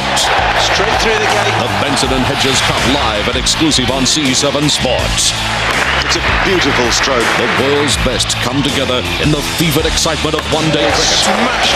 We pad up for the business end of the competition. There it is. Magic delivery. Catch the quarterfinals. Bolt. Tracked it on. Live Tuesday and Wednesday on C7 Sport. Welcome back to Optus Oval. Plenty of clouds up in the sky, and it's pretty dismal for the Brisbane Lions at half-time, trailing by 43 points. The Blues doing it in style, 10-8-68, leading the Lions 3-7-25. I wonder if he had a chance to sneak into the rooms during the half-time break. Aussie down on the boundary. Yeah, thanks, Chase. One thing I was really surprised with looking at those half-time stats was the turnovers. I would have thought that Brisbane would have had twice as many. If I was a coach, I'd be just saying to them, look, just settle down, start from scratch and hit targets, because what they're doing is they're missing their targets and they're just putting too much pressure on each other. So that would be the key message at half-time, boys. Thank you, Aussie. And already there's some different personnel in the middle for the Brisbane Lions. Chris Scott's gone in there, and Ben Robbins has gone in there, and he looks like he's going to try and tag Anthony Koutafidis, and he's giving away about a foot in height. Good luck, Ben Robbins. All right, so we're back in the middle here with a bounce. And moving forward here on this occasion was Franchina. The ball will be clear to be taken by Ashcroft. Robbins it is, handballs over the top. Here we go through Ashcroft, kick towards half forward. Chance on this occasion for Beaumont to handball back to Ratton. Handball over the top to McKay, who kicks towards centre wing. Whitnell in front, couldn't take the mark, punched away. Oh, good mark there by Pike. The mark. Yeah, good mark by Pike on that occasion. He had a tough job in the first half. He had to pick up Lance Whitnell, as we've seen, has kicked 3 goals and spent a bit of time on the bench in that second quarter. Towards half forward, a chance again for the Brisbane Lions. Kick inside, big mark, and then occasion by Porter, who went up and took the mark and did a terrific job. I think he's played on here, Hutch, and well, it's been 50 metres, and I think the umpire was right on the mark there, and the umpire on that occasion was umpire Justin Schmidt, so good umpire on that occasion here to give Mark Porter that 50-metre penalty. Brisbane Lions, they've got to get the first couple of goals really to get themselves right back in this game, but they're 7 goals down. They really have to lift at this moment. Porter lays it off to Campanelli, goes towards half forward. Silvani takes the mark, kicks inside 50. Beautiful mark to Matthew Lappin, and Lappin's taken the mark just inside 50. Yeah, well, he's been a danger player down their forward line. Was fairly quiet. He's only had the he's had the 13 touches and 4 marks, and he has kicked a goal, so he certainly did lift his work rate, particularly in that second quarter. He did start the game very slowly in the forward line in that first term. Long way out, has a shot here. He kicked 1 goal in the second term, kick on goal, punched away at the back minor, score the result. So a minor score there too, Matthew Lappin. They need a couple of goals, Jason, don't they, the Brisbane Lions? I mean, they've got to get themselves right back in the game. Their midfield, they made some changes down there, but their forward line have got to start taking a few marks down there as well. Oh, they've really got to give themselves some heart early in this third quarter. They've travelled 9 out of the last 13 weeks, and this is where it sets in when things aren't going well. Yep. It's very easy to just say, gee, we've had it tough, we're not going to win today. 10 of the last 11 goals they kicked Carlton. Michael lays it off to Pike, short pass towards centre half back, over the back, Ratton's taken the mark. They're just missing targets everywhere. Here's Koutafidis. Thought about taking on Shattuck, but in the end, steadies up, goes short again. Beautiful kick to Silvani. And they average 21.9 possessions per goal, Carlton. That'll give you an idea of how much they chip the ball around before they bring the ball inside 50. Well, they'll be doing well if he can spot up a target now, because it is packed in the forward line. Kicks to a contest. Porter with a big fly. Couldn't take it. McKay to Lappin. Just missed the target. Brad Scott was there also. Hasn't had one of his better days, Brad Scott. And Lappin will take the free kick. Gave a little spray there to Lappin, has kicked inside 50. The mark was taken by McKay. What was he saying there, Doug? Well, I think he gave a little bit of cook there, no doubt about that, Hutchie, but I've just got a bit of a feel in the way Carlton has started this third term. I know they haven't kicked a goal yet, but gee whiz, They could really blow this game apart here, the Blue Bag. Looks like they've picked up where they left off, though, doesn't it? Yeah, they have, Jason. McKay kicks to the top of the goal square. White at the back. Silvani there also. Koutafidis. Oh, Hickmott squeezed the kick out and kicked the goal. Well, that is the last thing that the Brisbane Lions needed. It's just becoming increasingly more difficult to see how they're going to turn things around, or at least even get back into the game. And they had plenty of numbers in the square, the Blues. And as we see the ball come in, Silvani couldn't hold it. Hickmott was there. Koutafidis was there as well. He probably could have done it if Hickmott didn't get his boot to the ball. And he's copping a bit behind the play now, Hickmott, but he's certainly having the last laugh after kicking the goal. Well, they're having a day out, the Blues midfielders. Hickmott with 15 possessions, Ratton 15, McKay 14, Lappin 15, Camporelli 17, Hume 14, Beaumont 17 and Koutafidis 18. What about that? As Bradley handballs towards centre wing, Johnson. Now Ackermanis puts the foot to the gas and kicks inside, 50 to the advantage of Big Lynch, couldn't take it. This is the pocket where he kicked that magnificent goal in the first term. Since then the ball hasn't been down much at all. Over the boundary line for a throw-in. Looks like Darryl White now has gone to full back. He's only had the 4 touches so far in this game. His job now is to stop Brendan Bavala, who came on the ground, was a very good forward for the Carlton side. Just see the interchange players there for the Brisbane Lions boys: Notting, Keating, Kennedy and Noble. Okay, so I wonder if the Lions are ruined going in tall rather than short, Jason. Getting trashed in the midfield. Well, they certainly haven't taken the marks that they would have hoped with the tools. Camporelli squares the ball up beautifully to Lappin. Get the feeling the Blues are back in town today. They're 4-3 to round 7, and all of a sudden they've hit top gear today. Silvani, now Beaumont, he likes a goal, runs to 50. It could bounce through, it may not bounce through. Punched away by White behind a score. Well, the game's only been going on for 5 or 6 minutes early on in this third quarter. As we take a look at the Blues interchange, no great problems there. That'll be very keen to get on. But they just don't look likely at the moment, the Brisbane Lions. Michael Voss is playing at half forward. He's being attended to by Andrew McKay. And they're just unable to hit their targets when they do win possession at the moment, the Lions. And Whitnell's still off. We might get you to chase that one up, Aussie, because obviously that is an injury concern. Yeah, there is, Hutchie. I made the comment earlier that he looked fine because he was jogging on the boundary line, but he did get some work done on his lower back, and the call from the club is that he has got a locked joint in his lower back, so he's got some problems there. A locked joint. Okay. It's usually what Hawks' mates are trying to get inside out in the western suburbs. Koutafidis couldn't try and get the ball away. Good tackle from Simon Black. Yeah, it was a good tackle. Good work, Hutch. Free kick will be taken by Black. My apologies to your friends out there, Hawk. Kick towards centre wing, just good a joke. mark. Brown's taking a good mark. It's a good sign. Need more of that from him. Got to mark him inside 52, Hutch. I think a bit too far up the ground, young Jonathan Brown. Kick short to Headland. No, Johnson it is. Goes inside Good again. kick. Beautiful spearing pass. And marks taken by Shattuck. Handball to Voss. Wasn't real good, it's fair to say. Kick towards full forward. Lynch attacked the football. He's looked dangerous every time he's gone near it. Decides to do a U-turn. Handball to Voss. Squeezes a handball out cleverly. And a good kick on goal. I think it was Black. Right. It was indeed. A good goal to young Black. In the end, they did it the hard way, the Brisbane Lions.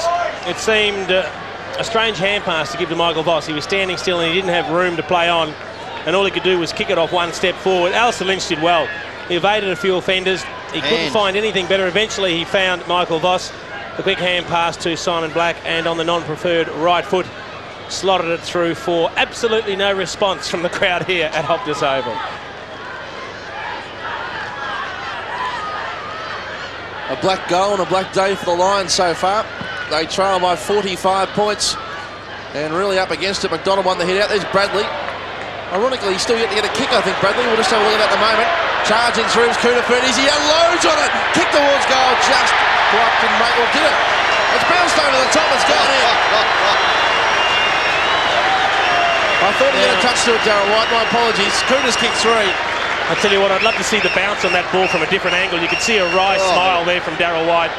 Look at the clean hands. It went through Bradley, Ratton and Koutafidis, 3 of the Premier on ballers. Now White looks like he's going to get to it. Have a look at the bounce.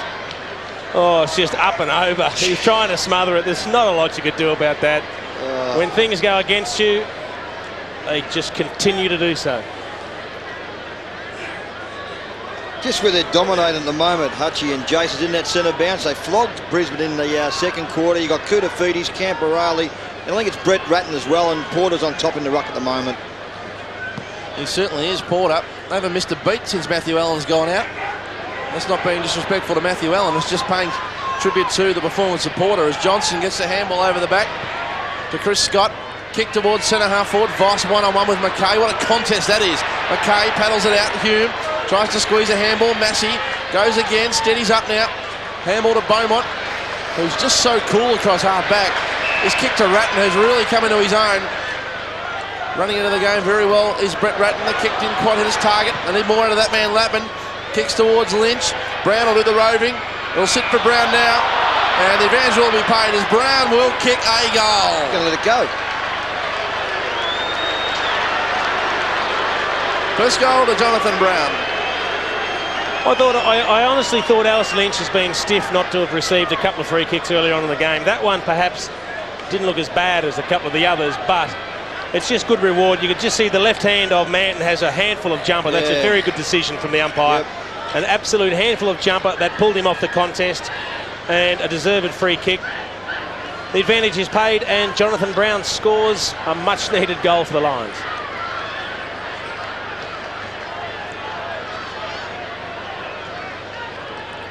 That's the worst rule that was ever brought in for full forwards, the advantage rule, Chase. Nothing worse. Definitely. Nothing worse than your mate running off and kicking the goal for you after you've got yourself in front. Good mark. Gee, did that travel 10 metres? Probably not. Here's Cooter again. 21 possessions for him. Heckmott in the box seat, couldn't take it. Over the back. Chance again for the Lions to clear. Oh, he lost his feet, Johnson. Having a dark day. Came towards Lappin. Got out of trouble again with a handball. Cut off beautifully by Silvani to Franchina. To Camporelli, kick inside 50, will it bounce? No, it didn't. And White was there also. Squares up to Johnson, who can clear now for the Brisbane Lions. Good looking kick towards Robbins and finds him. Handball over the top to Chris Scott on centre wing. Has a bounce. Kick towards half forward. Bo McDonald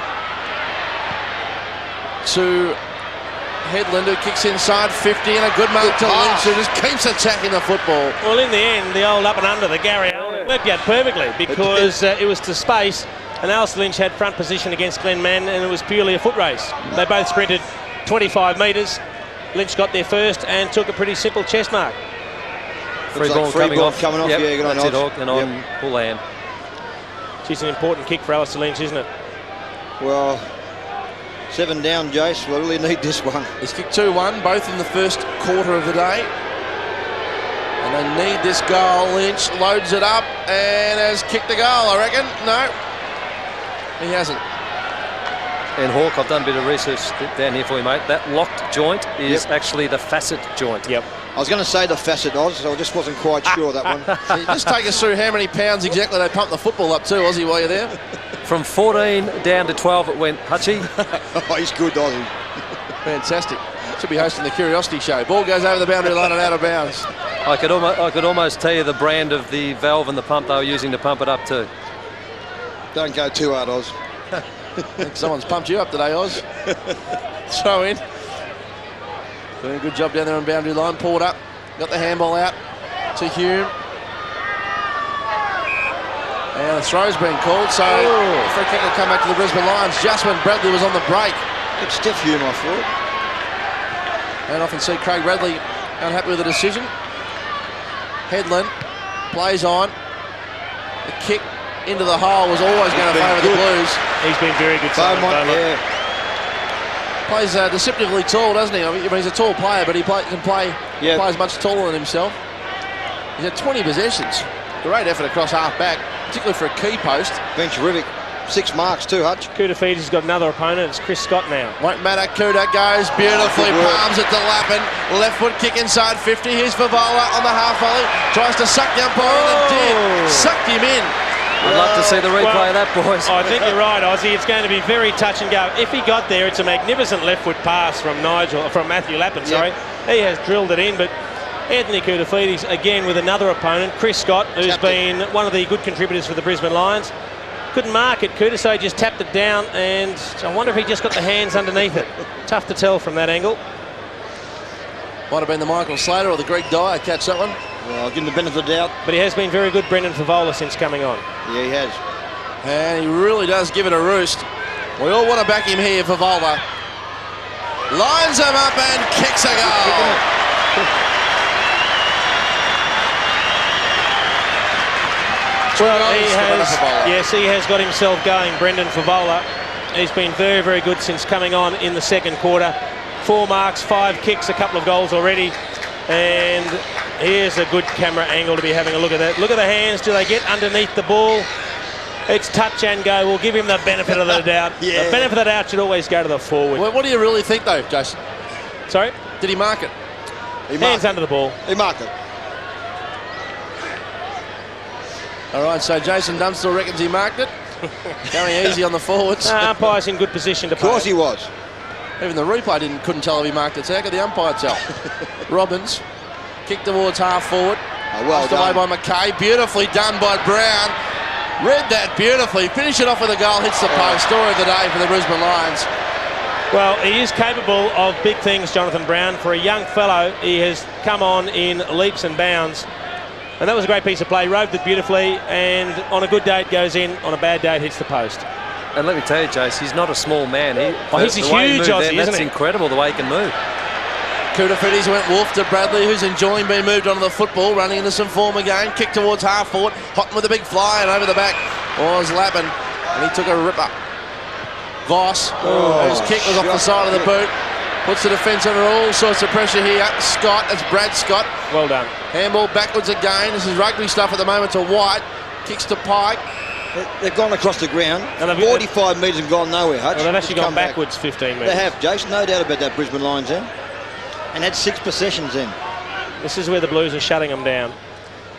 Pike to centre wing. Chance for Robbins. Couldn't take the mark. Got the handball away. Christou. He's been pretty good today too. Hans Christou. Good to see him back for the Blues. Lappin. He's done as he's pleased this afternoon. Kick. Beautiful kick. They're fighting against each other, Hotton and Koutafidis. And the Blues supporters are bagging the Hotton as much as anyone.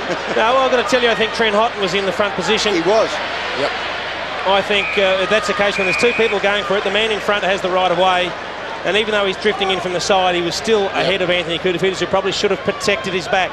Here we are. You just see Hotton was always going to mark it. Lack of talk, Jason. Lack of talk, you're right. Yep.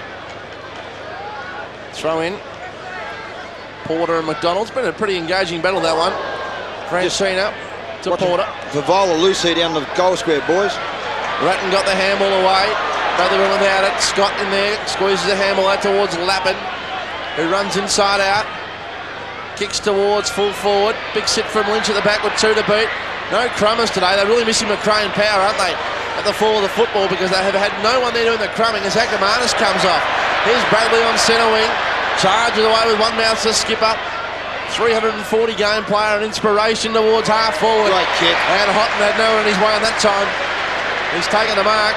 He'll go for Cooter in the square. He's one out with White.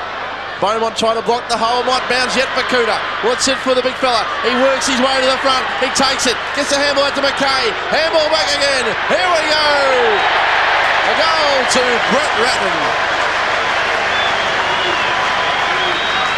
Well, it went through the right sets of hands, didn't it?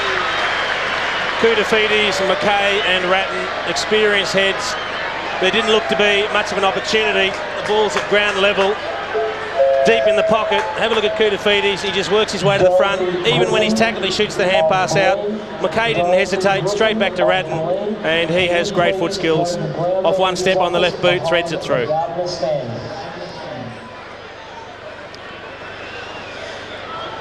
Jason Akamanis gets a bit of massaging as Brett Ratton celebrates his 20th possession and first goal. The lead's as big as it has been in the game so far, 55 points. McDonald won the hit out. Porter did pretty well. Tried to squeeze one out. Voss has worked tirelessly all day and has had 15 possessions for his trouble. We'll have a bounce as Doreen comes on and the pup, Hume, goes off.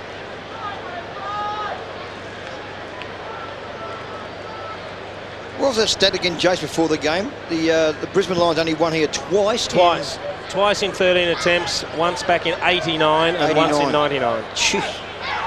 Okay, as Johnson did pretty well. Short pass was good to Brown, who has lifted in the second half. He's definitely started to come into the game a little bit, hasn't he? But unfortunately, he's just But Beaumont's doesn't have had the enough better- teammates. Beaumont's done very well. Beaumont's done an exceptional job. I've seen Jonathan Brown dominate a couple of times this year. For a young bloke, he plies his craft particularly well for a fellow of his experience. And Beaumont's probably been enjoying the spoils a little bit in the third quarter. Chris Johnson's been okay too in this third term, in a very quiet first half. Only had the 3 touches. He's gone to a half-back flank. He's been a lot better, Chris Johnson. He has really lifted, hasn't he, and given them a little bit of run. This is the Michael Holding run-up from Jonathan Brown. He's a beautiful kick of the football, though. What about the run-up? It's a monster run-up from Jonathan Brown, bowling right arm over the wicket from 50. Loads it up. And the kick goes off to the left, minor score. I'll tell you where Carlton have beaten the Lions today. They've both tried to flood and get back behind the ball. It's one thing to flood and get behind the ball, but once you win it, you've got to get the numbers ahead of the ball. That's what Carlton have done. They've worked harder than the Brisbane Lions players. Kick into Massey, who shortens the pass to McKay. So many Blues have had big days today. Mansfield will take this in the front. Got a good pair of hands and takes the mark. Peels around onto his left foot. Kicks towards half forward. All Brisbane. Mel Michael took the mark and charged away.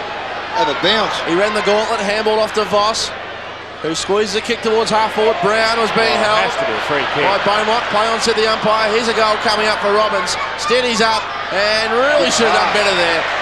Kick wasn't. Should have been a free kick to Brown, I thought. You're right, Jace. It was a fair call, that. He was manhandled, wasn't he? Yep. Gee whiz. Kick came to Hickmott, who just had magnificent vision to shorten the pass to Houlihan.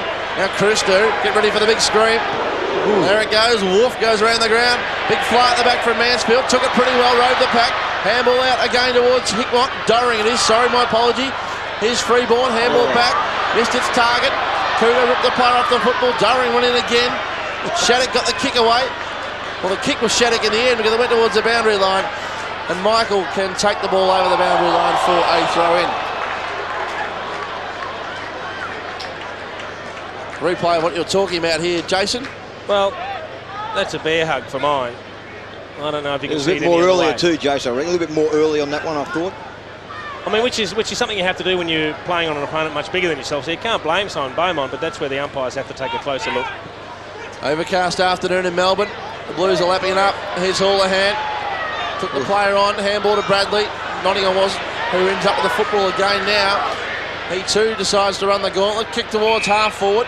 Good football. It ends up with Voss from 40 out. Decides to go for the pass, or perhaps he could have kicked the goal. It'll sit for Lynch. He runs inside out, turns 2 opponents around, and nails it through. Alistair Lynch has kicked his third. Well, from limited opportunities, he hasn't done a bad job, Alistair Lynch. He kicked the first couple for the Brisbane Lions. They haven't been able to get much ball down to him, and he's showing a lot of agility today. He's really moving particularly well. And you could just see it was an interesting choice from Michael Voss to go to a 2-on-1 when I thought he might have had a shot for goal. And he got a pretty kind bounce, Alistair Lynch. The ball sat up for him, and then he was good enough to evade a couple of opponents and slot it over the shoulder.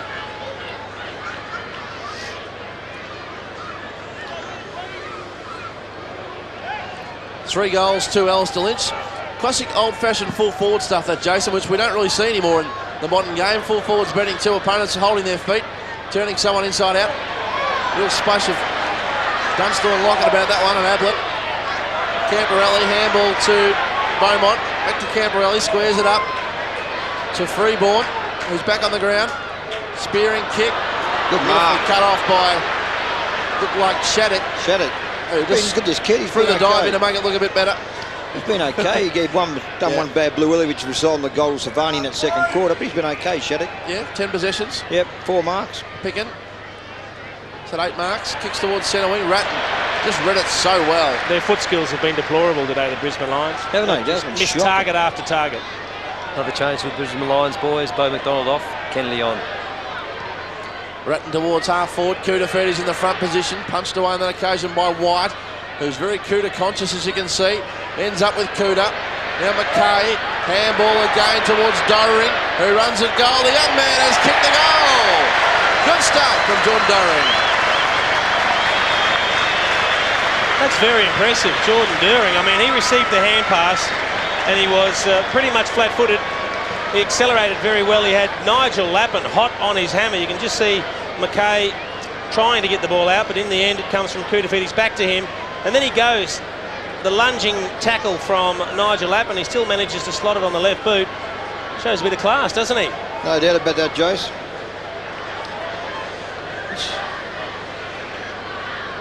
I just wonder if he's a natural left footer then, because well, it's hard to tell. Yeah, he's only a young fella. Yeah, I haven't seen much of him, but if he's a right footer, that was brilliant play by the young fella Durian then. Handball came out again. I think he's a left footer, Dougie.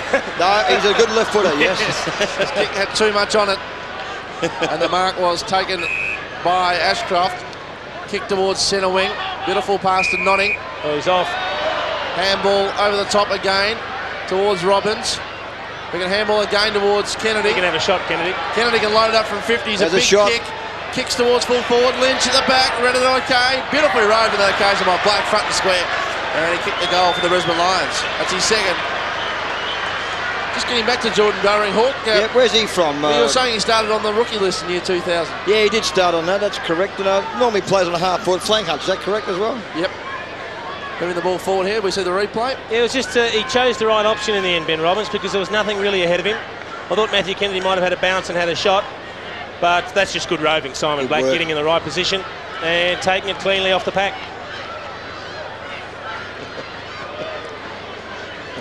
Of course, Jordan Durring-Hawk was an emergency in their two finals last year. Played the Essendon Reserves Premiership from memory in '99. I think he finished second in the best and fairest there before being delisted and picked up in the rookie draft. Good work, Hutch. Bounce. Kennedy, a little bit of cheating going on in the box. Beaumont was gang tackled by the Brisbane Lions like a pinball machine. Hutch, look at Michael Voss. I think Jason mentioned earlier. He's gone into a half-forward flank. There's a replay of this one. Yeah, not a real lot in that one. Voss now gone to a half-forward flank. McKay has got him. Houghton did beautifully with a ruck work to Koutafidis with a look-away handball. Came through to Black, who's tried hard all day, it's fair to say. Camperelli, handball away to Hickmott, full of confidence. Doran getting into the action. Bradley's on the end of it. Kicks towards full forward at the back. A big chance for Pavola. Go with the chook foot. Well, you spoke about Craig Bradley earlier on in the day. He had a number of hand passes but no kicks. And that's why you like to see Craig Bradley kicking the football, because he has such exceptional skills. That won't count. He's got to come back and come behind the mark. The kick was spot on, Jason. At the end of the day, young Shattuck was just caught watching the player instead of trying to watch the ball. We just saw that replay then. Such an exciting player, this young man Favola, isn't he? Yeah, he is. Just one of those, there's not many of them left, Hutchie, the way they're brought up these days to be so flexible, but he plays like a traditional full forward. He's very strong on the lead.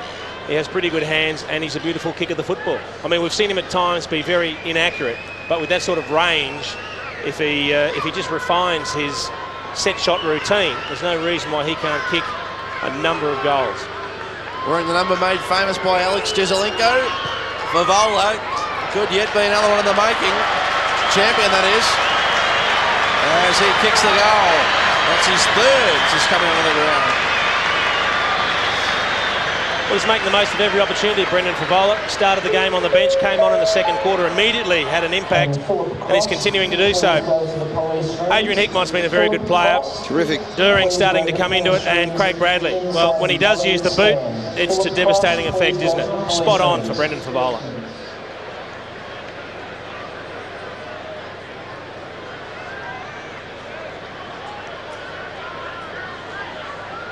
So another goal to the Blues. And interesting that Porter still seems to be off the ground, so I'm not sure if there's a problem there. Hopton's doing a terrific job though. Here's Houlihan, kick towards full forward, cut off on this occasion by Mr. Elastic Man, Darryl White. Just watching Ratton was his opponent. Ratton led to the wing there, and the kick didn't go to him. White to centre wing to Brown, who takes the mark. He's been forced to work very far down the field for his possessions, as Jason and Doug mentioned a moment ago. Kick towards Clark Keating, who has had just the two possessions, takes the mark. First mark, I think, too. 60 out. The Blues flood back. Poor old Alice Lynch has got three blokes on him. Yeah.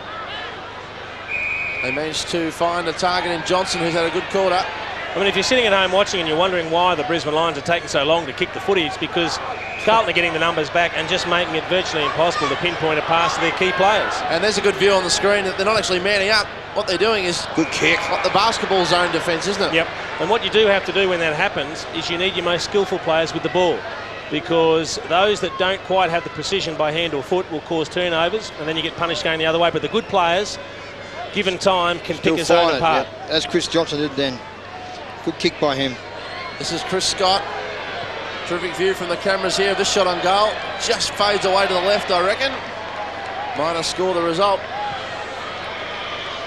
And boys, I think we saw against in the game, the Anzac Day game, Essendon versus Collingwood, how to beat the flood. I don't know if you remember that game, but early days, Carlton Lockyer just kicking the ball across the 50-metre arc sideways just to open up the ground, and Chad Rintill had a shot and almost kicked the goal. Yeah. Camberelli to Christou. He dropped the mark. Keating wanted to box on rather than take the footy in the end, didn't he? Now Robbins. They've really fallen down with their small forwards today, Brisbane. It's not through their own fault, obviously losing 2 before the game. Yeah, Luke Power and Craig McRae are a couple of handy players. Unfortunately for the Brisbane Lions, they're missing, and you can just see didn't quite focus on the ball once it had gone to the ground, did they? Slaps, eh? The big man, Clark Keating, up against Houghton. Keating won the hit out. Beaumont got rid of his opponent. High up and under kick, Freeborn with courage. Did pretty well, Scotty Freeborn. Did very well. To Camberelli. Kick towards centre wing to Vavola, who's on target again. And he takes the mark. Silvani will have to be the target because there's no one else forward really of the football. Attacks at Silvani, couldn't quite take it. Ratton did pretty well with the handball over the top. Cut off by Ashcroft. Handball back to Lappin. Kick towards centre wing. It's 3/4 time, bears down, just 50 seconds left. And in the end, the mark's been paid, I think, for Simon Black. He's had a good quarter, Simon Black. Been good. Kicks inside, 50. Towards Johnson, punched away by Massey. And Johnson frustrated there. Well, he's had 19 for the game, Jason, so far. Simon Black with 9 tackles for this quarter. Yeah, he's been terrific, hasn't he, in that ruck roving role. Yeah, he's had the 4 kicks and 2 tackles and kicked 2 goals. Very important goals for the Brisbane Lions in this quarter. Houghton, Black again. Voss. Oh, free kick. Concedes too high. I think that's one of those where he might have just got caught around the collar. And when you drag the collar up, obviously it looks very high. Andrew McKay wearing him like a glove. Oh, and he's got the arm over the shoulder. Gives him a bit of a sling. And umpire Gavin Dorr in good position there. But he's going to get possessions, make him earn them.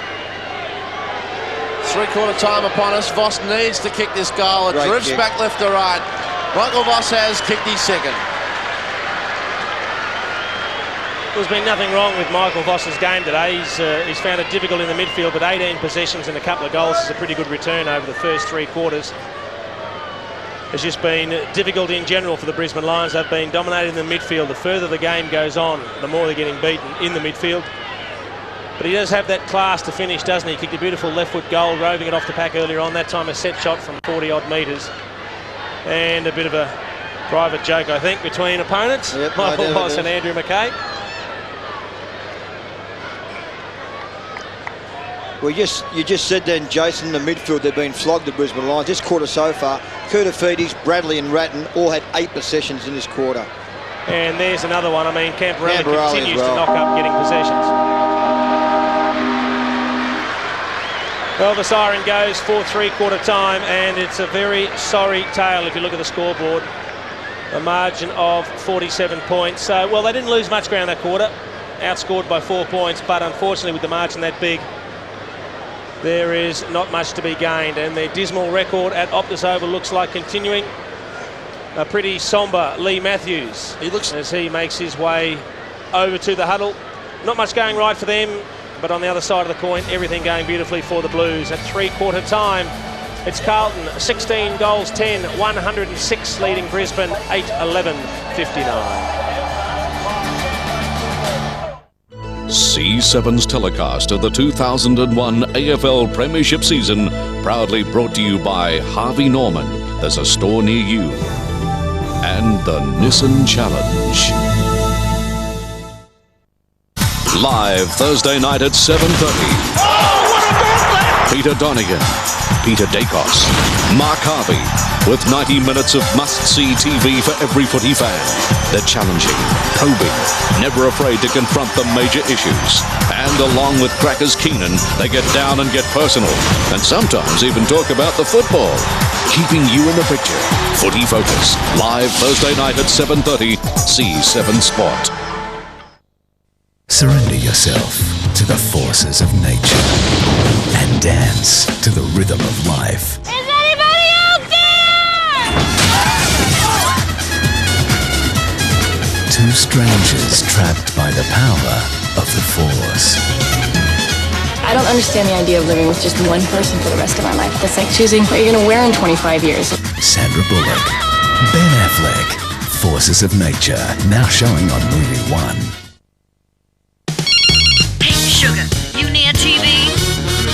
You better switch on to Movie Greats. That 70s classic I've been talking about is on. R.A. Tiger. Child, check out those cool threads and the do's. That's right, girl. It's Bill Cosby and Sidney Poitier. Oh, with that JJ do. I am the champ. It's an all-time groovy classic. Let's do it again. Catch you soon, Sugar. Now showing on Movie Greats. The Nissan Challenge is on again. We challenge you to find a car with more features than a Nissan Pulsar for just $19,990. We challenge you to find one with air conditioning, CD player, driver's side airbag, and keyless entry. And we challenge you to get it for just $19,990. The Nissan Challenge. Take it up at your Nissan dealer now. It's the one clash that really counts. Best of starts for England. What kind of a people do they think we are? Great bowling. Is it possible they do not realize that we shall never cease to persevere against them? Took a very fine catch indeed. Till they have been taught a lesson which they will never forget. Talk's cheap, and words won't save them. The Aussie cricket machine will be fine-tuned and ready. And the battle for the Ashes coming soon to C7 Sport. Here we go. Stick around for that replay. Ratton, handball out towards Kennedy of the Brisbane Lions was in there. And we'll have a bounce. Well, the sting gone into the game here at Optus. No real it changes. has, Doug. This is where Lee Matthews just says we have to find out a few things in this last quarter. We can't win the game, but there are a few things we can do. A bit of passion, a bit of spirit now. In basketball parlance, it's junk time at the moment. Ashcroft. Camporelli was wrapped up. Another ball up. I'll tell you what, it certainly is a lot darker than it looks to be on your screen. Yeah, it's no clouded doubt. right over, and visibility is only fair here at Optus Oval. Just hope it's still light at the end of the game when you and I try and get our cars out of the car park, Jason. Considering we parked halfway up a tree. It'll be tough work. Ball at the back for Lappin. Handball over the top. Camporelli did well. Kick towards the boundary line. And it'll eventually dribble over for another throw-in. Had 25 touches, Scott Camporelli there. Make that 26 touches and 3 marks. Had plenty of the football. 20 plus 6 doesn't equal 25, Hawk. No, I just said 26. He just got that one there. Good work and Billy, Hutch. Working well, mate. Might be out on the full then. Off the boot of Simon Black, it is. And the free kick will be taken by Craig Bradley, who's played a real responsible team game today, hasn't he? Played the sacrificial lamb to draw Lappin out in the first half. Got plenty of the feet in the second half, as has Hickmott. He's played a game, this fellow. Been terrific. Been very good, Hickmott. Short pass towards centre half forward. Massey couldn't take it. Ball came out the back towards Hume. Little handball didn't hit his target. Going in hard again there, the Carlton offence. And eventually we'll have a ball up. The helicopter just flying. Yep, over the top here. Over the top. You can hear that through your screens. And there she goes, over the top there. Just about to land on the nearby oval, I think. There we go. It's an ambulance. Let's hope everything's okay. Ball up. Kuda did well, rode the tackle, handball. Went only as far as White, whose kick towards half-back was marked by Shattuck. Shattuck it was, kick towards centre-half-back. Mark taken by Chris Scott, who's also had plenty of the football. Kick towards centre wing to Johnson, who, as Doug said, improved immeasurably in the third quarter. Teammate of Hawks in Fitzroy in that infamous year. Kick towards full forward. And the mark's been taken by Clark Keating. It looks like he's ready to go 6 rounds with someone tonight. He's been in an aggressive mood. Look, when they originally started the game, Clark Keating was up forward and they were hoping to make something out of the lack of height in the Carlton defence. And he just wasn't able to get enough ball down there, basically. Nothing that he could get his hands upon. And unfortunately, it's all too little too late, but they need Clark Keating just to get a bit of touchback for the coming weeks. They really should kick the goal. Clark Keating directly in front. Don't tell me he's missed it. And the kicking for goal today has been nothing short of dismal. And Hutchie, I've got to tell you, there's nothing wrong with pushing blokes around, but when you go back, you've got to kick those goals or it makes you look really stupid. Yeah, right, Aussie Archer. Hey, Jace, where's Chris Johnson been playing most of the time? I haven't seen a lot of the Brisbane lines. Up in the back line? Or He's been used at both ends. I've seen him a couple of times start back and then end up forward. They missed 4 goals today. They really should have kicked Brisbane. Yeah. 4 pretty simple ones. That was probably the hardest of the 4. Yeah, the hardest of the 4 is what I'm trying to say. Thanks, Hawk. All right. Getting English lessons from you, mate. I'm in a bit of trouble. The thing is, if they kick those 4 goals, it makes it a much more respectable score, doesn't it? Absolutely. Gives them a bit of hope. Ratton to centre wing to Hickmott again. Very durable, isn't he? Done a great job today. Handball to Camberelli. His kick doesn't hit the target on this occasion. Mark taken by Chris Scott. Handball misses White. He rides the bump. Handball over the top. The Lions can build some run here. Notting. Now Lappin. Got some space. Can almost kick a goal here. He'll unload it from 60 towards the goal square, and Manson. Good mark. Well, he had every reason to fall to ground then, just held his feet. He did a terrific job. Short pass to Christou. Little chip over the top to his partner in crime, Koutafidis. His kick found Francina. Continues to run on with it. Kick towards half forward. Porter's back on the ground, takes the mark. We were concerned he was injured, but all seems okay. Goes for Silvani, too much on the kick. Poor kick. And picking at the back. Was able to mop up, he was off. He was definitely off. 50. Oh, that's a bad decision. You've got to feel for Favola then, because he would have got dragged if he hadn't been chased, wouldn't he? And made the tackle. Can't just let someone run off the line. It's one of those where it's a very fine line, but you have to wait until the umpire calls play on before you can come in from the side. It's one thing to anticipate it, but you still have to wait for the call. Very lucky. Kick towards half forward. Christou did beautifully. Such an improved player this year from what we've seen in the last couple of years. Back to his best, isn't he? Handball from Hickmott to Hume towards half forward. Silvani looks just a little bit tired at the moment. Goes for the football. Picks it up cleanly. Peels around the 297 game veteran. Handballs to the 340 game veteran Bradley. Handball to the youngster Favola. Go the banana kick. Set the crowd alight. Handball inside to Freeborn was disciplined. Just what the doctor ordered and just what the coach wanted. Freeborn's kick a goal. A couple of times today, Carlton have made something out of a pretty tough position in the pocket. Christou, Jason, was terrific then, wasn't he? Look, a lot of players ran to give him a bit of an encouragement. He started all down back, but have a look at the way they work it down in the pocket here. Silvani's one that attacks. This is like a training drill. This is just playing possession football. It's called drawing a man and freeing up the next fellow. And every time the Brisbane Lions player was committed, they'd have another Blues player to give it to, and in the end, a goal. Party time for the Blues, 52 points the margin. And have been dominant since about the 20-minute mark of the first quarter, really. After Brisbane kicked the first 2 goals of the game and had all the football. Porter, Hume did well, Koutafidis, they run in numbers, the Blues. Mansfield to half forward, Silvani in the back, free kick surely, play on. Here's a chance at the back for Favola, it sits. It will sit, handball over the top. Was brilliant. Love it. Has kicked another one. Is that Favola? Favola. A spectacular piece of play from Brendan Favola. Now, it looked like he just threw up a prayer, but he knew that Matthew Lappin was free in the goal square. What he had to do first was get clean possession of the ball deep in the forward line. Questionable whether Silvani perhaps should have got the free kick. He'd had a look out of the corner of his eye. He would have heard the call as well. Yeah. But how good was the hand pass over the shoulder? Straight to Matthew Lappin, who couldn't believe his eyes when he received it right in front of goals.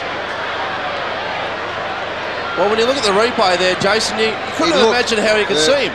Well, I think early on he knew he had a player there, but then he would have heard the call. He's been very impressive since coming on, Brendan Favola. This is getting embarrassing for Brisbane. Massey towards half forward, another chance for Favola at the back. And the mark will be paid in front to Ashcroft. Kick was touched off the boot. No, it wasn't. Brown's taken the mark. Kick towards Kennedy, who takes it. Last minute inclusion, Kennedy today. Kicks towards half forward to Clark Keating in front. Couldn't quite hang on to it. Robbins did pretty well with the handball. Now Black runs around. Short pass to Voss was a beauty. Voss squares it up. Again, we say that indirect football. And I'll tell you what it's enabled. It's enabled Carlton to get 12 players inside defensive 50. Silvani's off the ground. Voss had 5 players he could kick the ball to then. He went to the longest option. It was probably the right one to go to. There's now 13 Blues inside defensive 50. Look at this. White's kick was different, to say the least. Shocking. And Hume takes the mark for the Blues. And they'll break very quickly here towards Cooter if he can hold it. Over the back, couldn't take it. Bradley, just at the fall of the football, did well. Kicks for touch towards half forward. It won't sit yet for Houlihan, who's got no one in support. And in the end has to almost concede the football. Hickmott bursts through it beautifully. Left foot kick inside 50. Chance for Favola, who's just threatening to do something inspirational at any moment. Some heavy work off the football. Handball at the back came to Brad Scott. The Lions peel off. His twin brother Chris lays the handball over the top to Jonathan Brown, who's got a paddock to run in. Handball along on the left hand again to Chris Scott. Back to Keating, who's going to get rid of it quickly. He does, towards centre half forward. It's all Carlton. Porter in front. And Porter will be paid the mark. And a free kick. Probably could have punched Alistair Limpson. He was certainly caught behind Porter on that occasion. Got a punch when he's caught behind like that. Porter to Hume. Mansfield's around 40 metres to take the next possession. It won't end up with him. Instead it'll go to Houlihan. In fact, he was running off the ground, Mansfield. Trying to sneak one on the way off. He was. Now the Brisbane Lions have got numbers back. Houlihan goes for Favola, who had 4 to beat. Bradley went in hard. Hickmott went in hard. Notting was there also. Handball over the top was good to Ashcroft, who just steadies down and kicks towards centre wing. Good mark on that occasion too. Pickett in front of Doering. Handball to Kennedy. No one to kick to here. Lappin to half forward to Black. Back to Lappin. That's Nigel. Have a look at this. Have a look at this. And at the back, Cooter just squats it towards the boundary line like he was squatting flies. Johnson just couldn't quite keep it in. They just haven't utilised the ball the way they should, the Brisbane Lions. Every time they kick to a 2-on-1 or a 3-on-1 contest, they have loose players somewhere. Now, if those players aren't working hard enough, they've got no one to blame but themselves when they keep kicking it to 2-on-1 contests where they're outmanned. Exactly. Massey. Now Black. Oh, that would have gone in. That would have gone in if he didn't get the arm to it, Ange Christou. That's a classic soccer goalie stuff there from Ange Christou. Crowd of 21,997 here at Optus Oval, and probably 21,990 of them are Blues supporters. They've been in good voice, haven't they? And I reckon every one of them drove today too.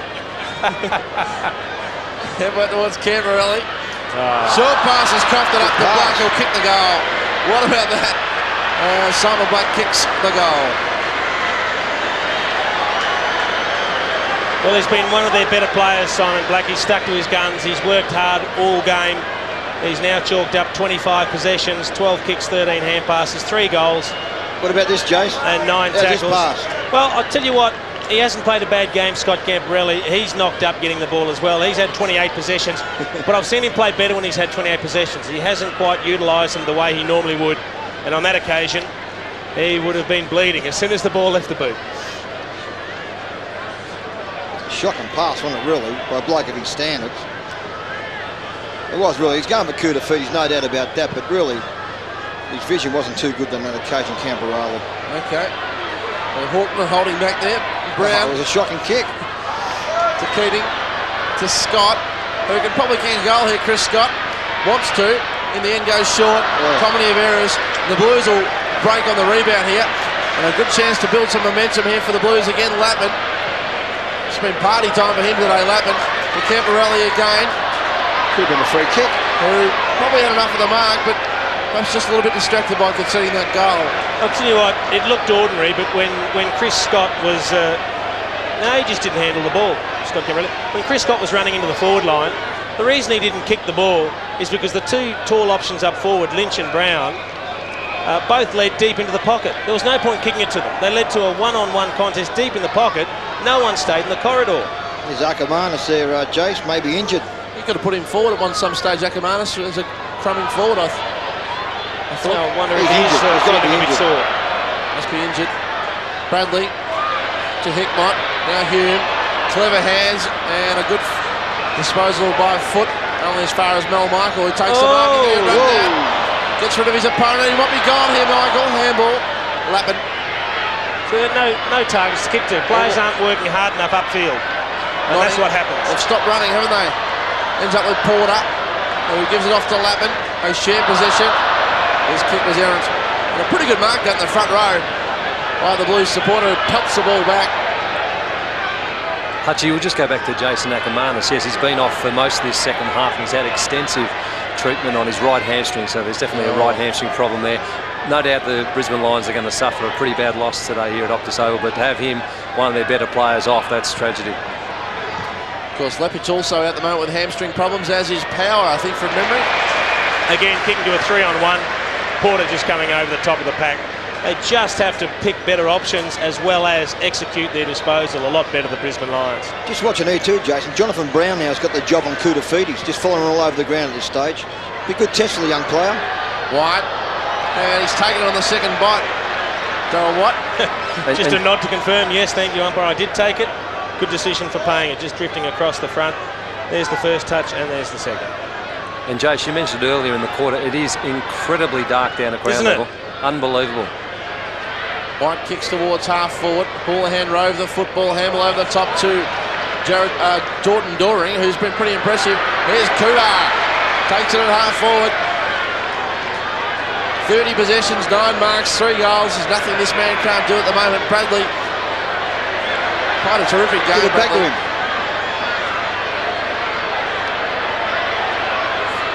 Might have one more season left in him yet, Bradley. Kick towards half forward. Over the top of Hume. Throw in. It's interesting you talk about Jonathan Brown taking on a different role in the last quarter, Hook.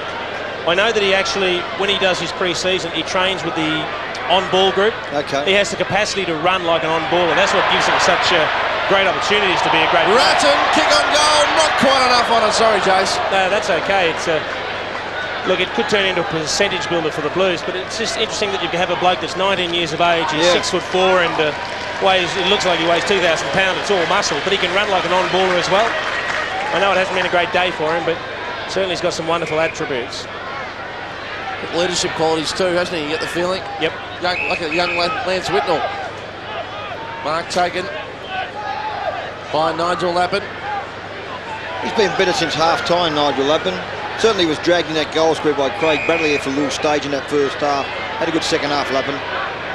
Kick to Scott. Again to Notting. Now Darryl White rockets a handball out to Ashcroft. Just overusing it again. Well, you've got Porter at the back there as a loose man in the back line. You've got Beaumont running around on his own at this stage as well.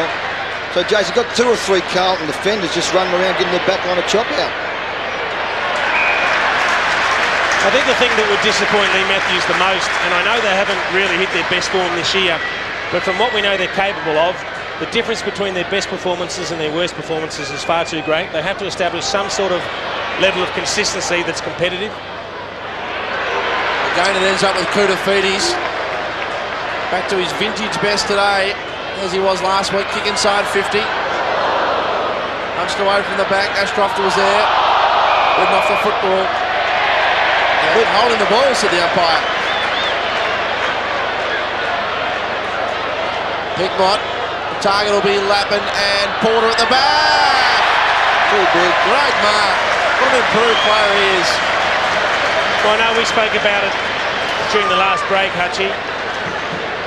He's just come of age when Matthew Allen got injured. And I know no one likes to see players get injured, and we hope that Matty Allen gets back as quickly as possible. But it's almost worked out to be a blessing in disguise for Mark Porter, because he's been basically had everything thrust upon his shoulders, and he's stepped up magnificently. It's been a real coming of age for him. Promoted from the rookie list when the Minister for Sport here in Victoria, Justin Madden, retired. Porter kicks it goal and has missed. Well, that matches Clark Keating's kick at the other end, doesn't it? But he's really come on in leaps and bounds, Mark Porter. Steve Silvani, he'd be satisfied with his day's work. About 10 goal kickers too, Jason Carlton, so that's a bit of a plus for him as well. Michael's kick finds that man that Jason speaks highly of, Jonathan Brown. Learning curve for him today. Chris Scott kick towards half forward. Now they've got to move the ball on quickly, but there's not enough players working hard into the attacking 50. Lynch did pretty well to even get one hand on that. It was going way over his head. Spins around, kicks in hope. Okay at the back, didn't sit for him. Johnson. Oh, the Dacos attempt there wasn't bad. Just rolls away for a minor score. It's that thing again too, Jason. We get that impression in Melbourne that the Brisbane Lions just have trouble coming to Melbourne to win. They seem to win or play a lot better at the Gabba. Well, let's not forget that they have travelled 9 out of the last 13 weeks. Now, it's not an excuse for a poor performance, but it's definitely a contributing factor. Christou to Camperelli on centre wing. Camperelli towards half forward. Favola. He's led with purpose today. Strong, forceful lead from Favola. Kicks towards half forward, taken by Houlihan. Well done. Runs around in a circle. Handball just missed Favola. We can steady up.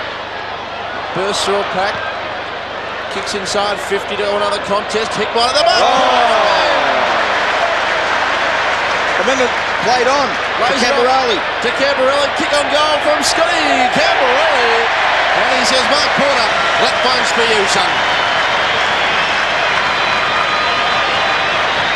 Well, he was last man to that marking contest, Mark Porter. He timed his run beautifully. He was the 4th man up, and he just came storming over the top. Big set of hands, and just clean as a whistle. And even though he put the head down, he was quick enough to think, well, if there's a good option running by, I'll give it. I've just missed one directly in front. Why not give it to one of the more skillful players on the side in Scott Camperelli?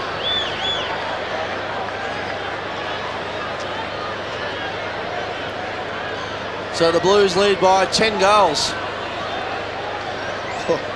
And have really entrenched themselves at the top of the table.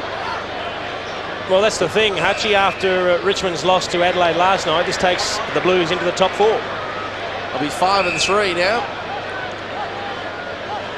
And good percentage. And have been the sleepers so far in the comp, haven't they? We forget last year that they won, I think, 9 or 10 in a row before they met Essendon. Had them on the ropes when Koutafidis went down and Bradley went down. And with Kouta back to his best, he sent some good times ahead for the Blues and their supporters. Kick from half-back from Headland towards Johnson. Big fly from McKay, couldn't take it. Johnson kept his feet, that was good football. Goes again, Voss, who's just gone out of the game a little bit in the last quarter. Now Doering, likely tight this fellow. Kick towards half-forward, good mark taken by Ratton. Moves the ball on quickly to Franchina. Can he kick a goal, Franchina? They've got Porter 1 out in the sure, they've just got to kick it long to him. Kick it high. That's where he goes. Can he take it again, the big Porter? Goes again, one hand up, couldn't take it. Ball at the fall of the football. Towards Lappin, Brad Scott just paddles it over for a throw-in. Oh, he's been pinged. Oh, yeah. Crowd helped it too, I reckon. But be very careful. That's 50. Yep, he's not happy. 50 for abuse, and that will bring the kick directly in front of goal. And boys, if you reckon he's not happy, what about Lee Matthews? 50-metre penalty from there. He will be livid. Well, very It's undisciplined. pretty tough. There's nothing deliberately wrong there. That's a taken clean possession. That's a tough decision. No, I'm not saying that the decision may or may not be right, but you cannot abuse an umpire because you know it's going to be a 50-metre penalty. I agree with you, Aussie. That's a lack of discipline. You can understand a player's frustration, but you know the rules these days. You have to bite your lips. Yep. And good to see the Carlton supporters have gone easy on Scott down there. As Lappin kicks his third, and I know he's just going from bad to worse for the Brisbane Lions. Off the ground he goes, what for? Brad Scott coming off the ground, boys, for that one. Well, credit to Brad Scott. At least he kept the head up and he ran off quickly. He did everything right, at least insofar as getting dragged goes, Douglas. You're right, Jason. It's a poor feeling. Look, yeah, a little bit stiff. He doesn't take clean possession. He's tried exactly. to. There's no way he tapped that over the boundary line. But once the decision's given, you can't change the mind. And it's an emotional game. It's As you two know better than me, but surely it's a natural reaction. If you try and take possession, the ball goes out of bounds, and you can dispute the umpire's decision. Albeit probably not with those choice of words, but anyway.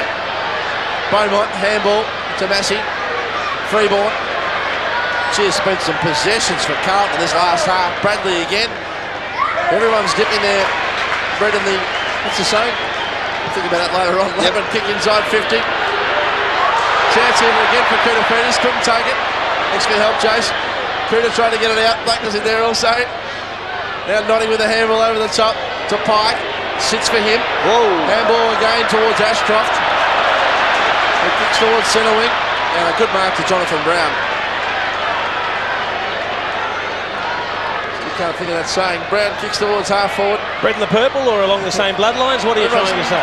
Everyone's getting a piece of the action. I can't think of it. Kick towards half back. Beaumont towards centre wing. Mark taken by Christou. Squares it up to Bradley.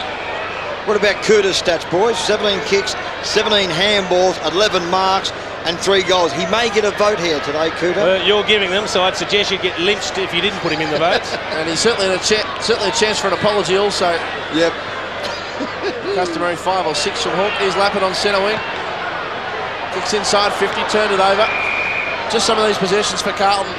Ratton 27, Hickmott 24, Lappin 25, Camperelli 30, Beaumont 27, Christou 20, Koutafidis 34. Big numbers, aren't they? Oh, my what? Turned it over, Freeborn. Got a handball out to Hickmott. Again to Koutafidis for possession number 35. Hickmott again on the end of it. He's a good kick, Norman. That one's a beauty as well. Ratton is favoured by the kick. Couldn't quite take the mark. And indeed, Nottingham did pretty well. And weathered the abuse from the social club. Well, they won't have very fond memories of Optus Oval, the Brisbane Lions. They'd won 2 out of 13 before today. It's now 2 out of 14 against Carlton here at Optus. Is it a mental thing? Well, I think it does become that when you haven't won at a ground for a long time and you know you're just going to be hounded by the crowd. I mean, it does become a mental block, but players these days have to be professional enough to overcome that. They got the good start, they kicked the first 2 goals, but then it all went horribly wrong. They just haven't worked hard enough today. They haven't wanted it badly enough. Headland's kick was intercepted by Favola. Get ready for the Wolf here. There we go, Christou towards half forward to Ratton. Goes on the left side, short pass was a good one. And a nice low to the ground catch by Houlihan. And Jace, you've summed it up in one sentence, mate. Carlton have wanted it more, Brisbane just haven't wanted it enough. And the good thing from the Carlton's point of view is that players like Favola and Houlihan, these type players, can get their confidence up. They're getting plenty of it, really starting to have some sort of influence at senior level, and that just stands them in very good stead for the coming rest of the season.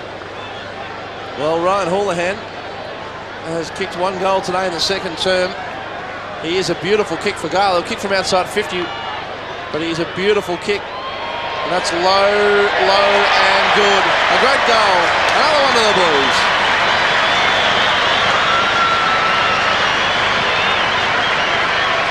Absolute percentage booster now. An absolute percentage booster for the Blues. This will take them right into the top 4, and it's, well, apart from the game against Essendon that they won earlier in the season, this would be their second best performance of the year without a shadow of a doubt. And next week, Jason, the Kangaroos will play Carlton. Adelaide will take on Brisbane.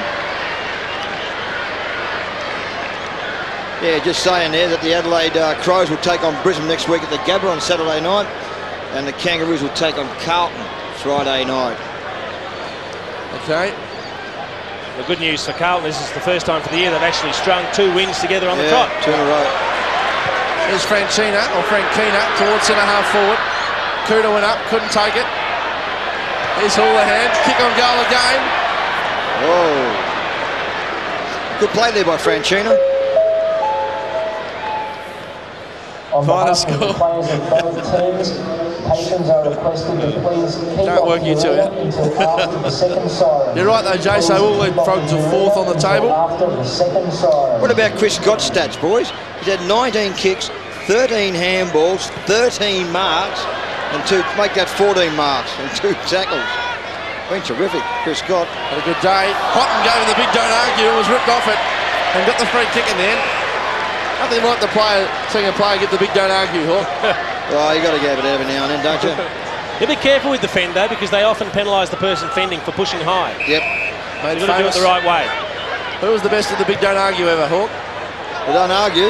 The big don't argue. Who was the best at that? Gee, Dipper used to do it well, Dipper was good. He used the elbow more often than not. What about Tony Loggett? Plugger was good at it. Yes. Hickmott in front, couldn't take it. And a free kick's been plucked for too high. It will go the way of Adrian Hickmott. Big game, Hickmott. What an afternoon he has had, as Hawk just mentioned. 14 kicks, 12 handballs, 4 marks, 4 tackles, which is Carlton's best in terms of tackling also. And he's kicked 1 goal. And I think Chris Scott was a little bit upset with this decision. Oh, it was But there. yeah, it was there. there, It was Jace. there. Hickmott kicks at goal and misses. Pulled it badly. 1-1 for the Dave. And 11 goal scorers today. The Blues against Brisbane's 4. You can't. It was the right arm that came over the shoulder that was the reason the free kick was given. So we're winding down here at Optus. Scott brings the ball back into play. Big fly from his brother Brad, and he's conceded the free kick. Now, I thought he got a fist to that as he came over the top. He punched the ball. What was wrong with that? Mansfield inside to Ratton. Now Camberelli again sweeps in, loads it up and kicks off to the right. What do you think, Hawk? Well, I must admit, Jace, I didn't quite catch it, that last one. It wasn't a particularly Here we are now. classy Here we are, jump. Jace. He jumps, but he punched that with the right arm. What's wrong with that? And that's paid for in the back. Well, Mansfield didn't even go to ground. Well, it touched the ball. Mansfield kept his feet. Just keep paying attention, Hawk. The game's nearly over. Yep, I'm still with you. White, kick towards half-back. Mark taken by Shattuck. Handball again to Johnson. Some good signs from Johnson in the second half. He's run into a bit of form. Headland lays the handball off to Brad Scott. Handball towards Keating. He heard his teammate yell out, kick, and that's exactly what he did. Manson, handball. Oh, Dorian Clever. Beautifully done there towards Christou. Handball back to Bradley, who sets them up from half-back to Manton. Haven't seen a lot of Doering so far, but he looks a good prospect, doesn't he? Looks very, good, very Jason. Manton's kick wasn't good at all, but Franchina can't work that one out. There's Hume. Back to that man again. Franchina. Squares it up to Ratton. Thank you, Hawk. Ratton's kick inside 50 was a beauty towards Camberelli. Couldn't take it. Robbins did pretty well. Here's Cooter. Just says, get out of my way. Gives the handball off again. He'll go again, Cooter here. Ends up with it. No, Camberelli does. Oh, it's party time at the moment for the Blues. A big chance for Hickmott at the back. And Michael, who just had enough presence of mind to take the mark, lays the handball off to Pike. And the Lions clear from half-back as the siren sounds to put us out of our misery. And to put the Blues into a state of euphemism in the crowd, because they won easily today, the Blues. Final scores, Carlton 21-16, 142. The Brisbane Lions 9-14-68, a 74-point margin. Yes, in the end it certainly was a percentage builder to the Blues. They'll find themselves in the top 4. Not a lot to take out of this match for the Brisbane Lions, I wouldn't have thought. And I think Richard Osborne has Cooter with him, Aussie. Yeah, well, interesting speaking to Cooter in a week where Kevin Sheedy was talking about the ball. I thought you had your own out there today. 36 possessions, I think it was. You'd be happy with your own form? Yeah, I was pretty happy with that. It's been a while. I've just been working pretty hard to try to find a bit of form, and today was a crucial game against Brisbane Lions, who've been playing really well. So we're happy to come away with the 4 points. And the team in general, Porter, Favola down forward, there's some key options there now. Yeah, today all the boys were great. It was a great team effort. We put in from the start to the finish, and we needed a game like this, so it's good of us to get over the line the way we did. It's always great to see you in such good form. Thanks for your time, mate. Well done, Aussie, and a great performance from Anthony Koutafidis, 36 possessions and 3 goals. Final scores, the Blues 21-16, 142, the Lions 9-14, 68.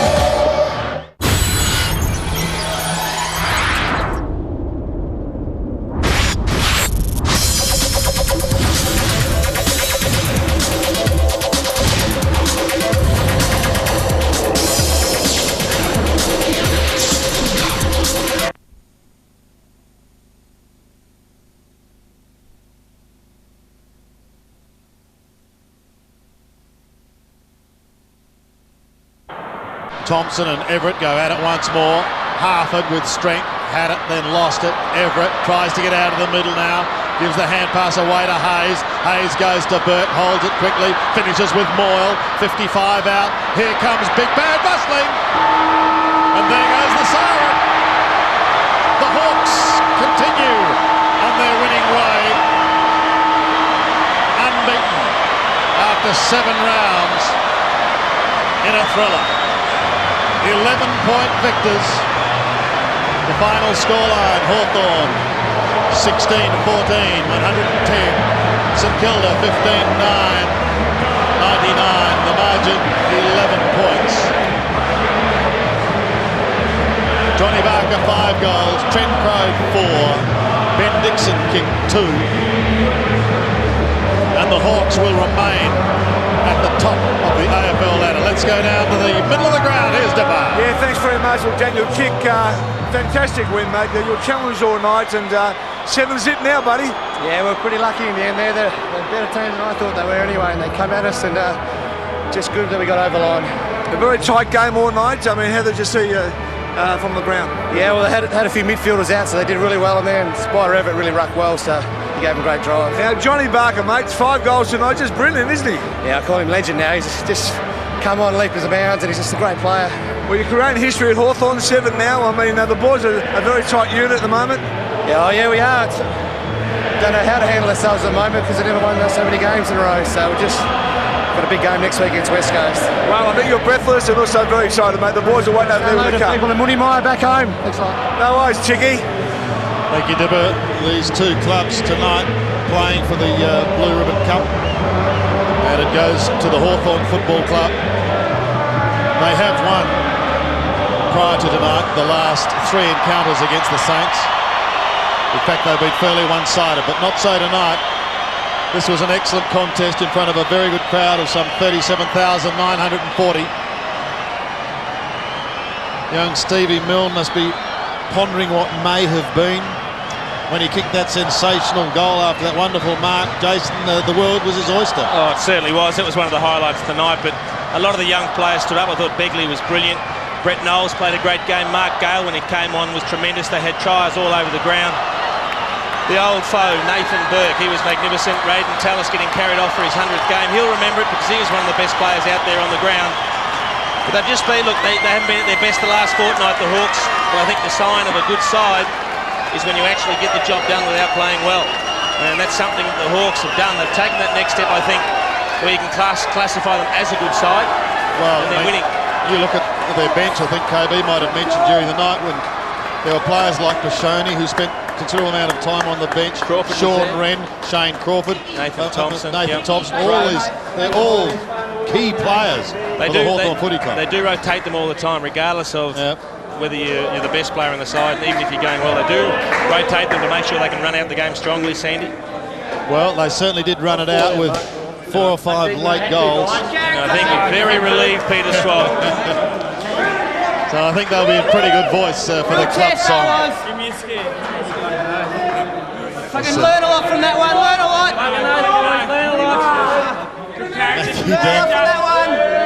Should we move that microphone away, Sandy?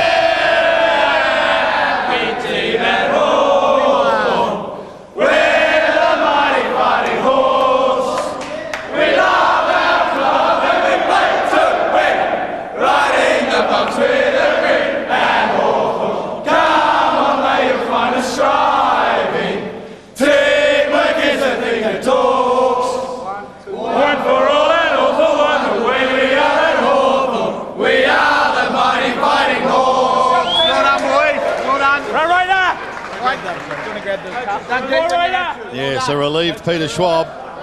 They came from behind in the end, but my word, they came with an absolutely withering run with late goals. 2 from John Barker, 1 from Trent Crowe, 1 from Mark Graham, another one from Angelo Leckis, and suddenly the game changed. They just had the answers when they needed them at the end. I mean, it was a pressure game. They couldn't break away from St Kilda all night. Let's go down into the rooms. Johnny Barker booted 5. It'd be wrapped, Dipper. Yeah, 5 goals, mate. Fantastic effort throughout the night, mate. On and off the ground, but a great challenge tonight. Yeah, I've been a little bit fluid during the week, so we've been rotating the forwards a bit, so give me a bit of a rest. The Saints certainly made you run tonight. They did.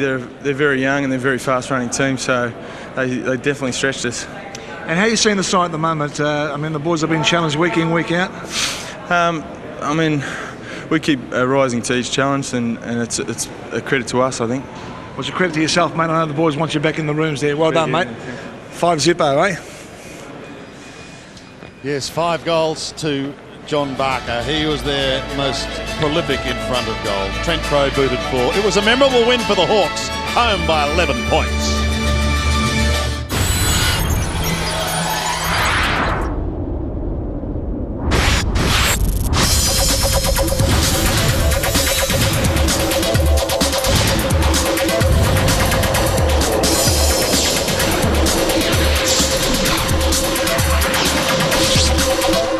This has been a C7 Sport presentation.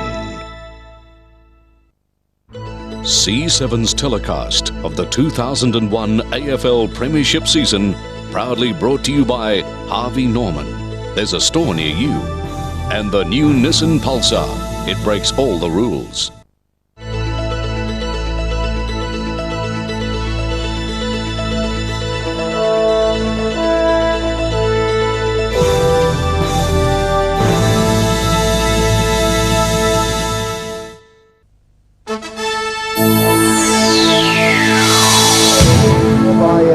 Waddington, it goes out to the halfback flank, picked up here by Dwyer. Dwyer cleverly gets around, kicks into one. Like father, like son, Laurie Dwyer was always destined to be a kangaroo. Leo Dwyer played 71 games for North. Young Laurie went better, making it to the celebrated 200 club. And along the way, this talented and evasive midfielder was unlucky not to have joined the Brownlow Club, runner-up twice, behind Carlton's John James in 1961 and St Kilda's Ross Smith 6 years later. The Roos were strugglers in those days, but they had a star in Laurie Dwyer.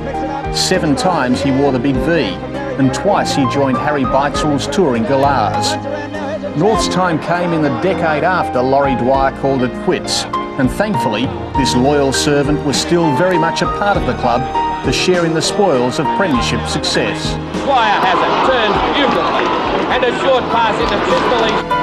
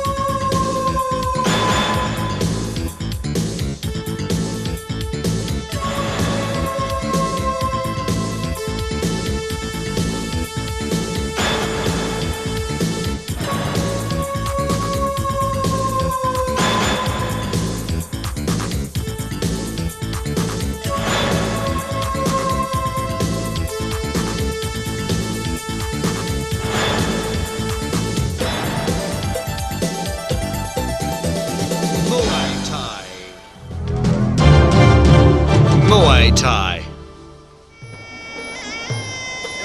The live boxing orchestra here ringside, playing the Ram Muay Thai. And the red corner, it's Naranad Petcha Pai Thai. 24 years of age, 5 feet 7 inches tall, weighing 118 pounds. 59 professional fights, 16 losses and 11 draws. That's Narunad in the red corner.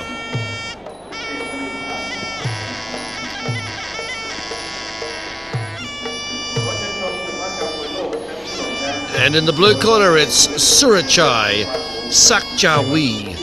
20 years of age, 5 feet 7 inches tall, 118 pounds, weighing in, 24 professional fights, 9 losses and 6 draws. Surachai in the blue corner.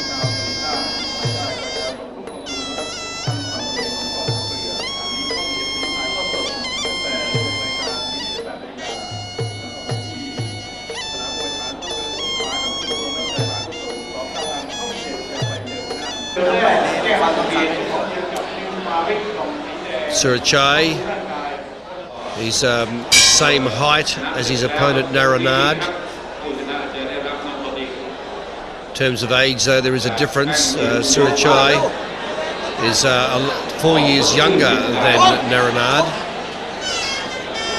and that's reflected by the experience in the ring, where Naranad's had twice as many contests as Surachai.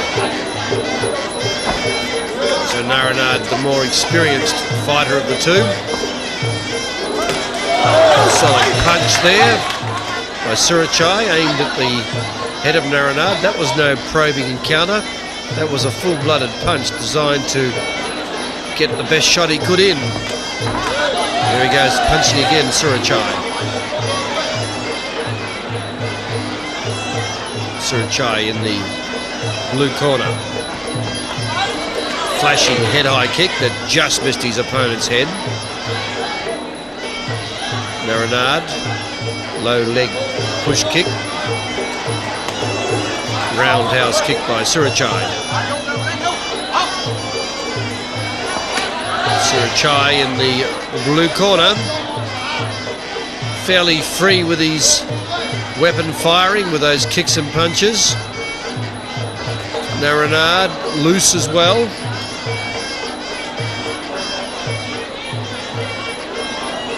Not stiff in their manoeuvring. It's the free flow of the Muay Thai fighter that's really his strength. He's able to use a weapon from any angle, any direction, at any time. It's a surprise technique of the Muay Thai fighter that really has shown his dominance over other martial arts in the ring. End of the round, interesting first round. A fair amount of intensity in that first round, particularly by Surachai. He did let loose with a couple of punches there that really did have Naranad in a bit of trouble, but expect the fight to increase in intensity a lot more as this contest develops. We're only now into the second round. We've got this and 3 more rounds remaining in the 5 rounds of Muay Thai. Naranad using his T-push kick.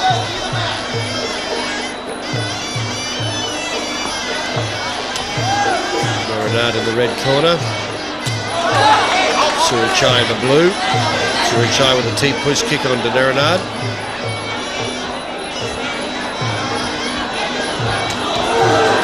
Roundhouse kick by Surachai, and there's a good frontal T-push kick by Naranad in the red corner. Naranad feinting, stands back. Surachai hawk-eyes onto his opponent. Finally, Naranad gets that kick underneath the arm of Surachai to score. Naranad left and right punches.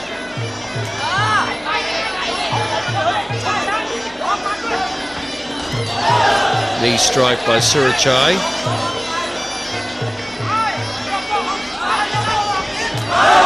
Roundhouse kick by Naranad, scores to the body.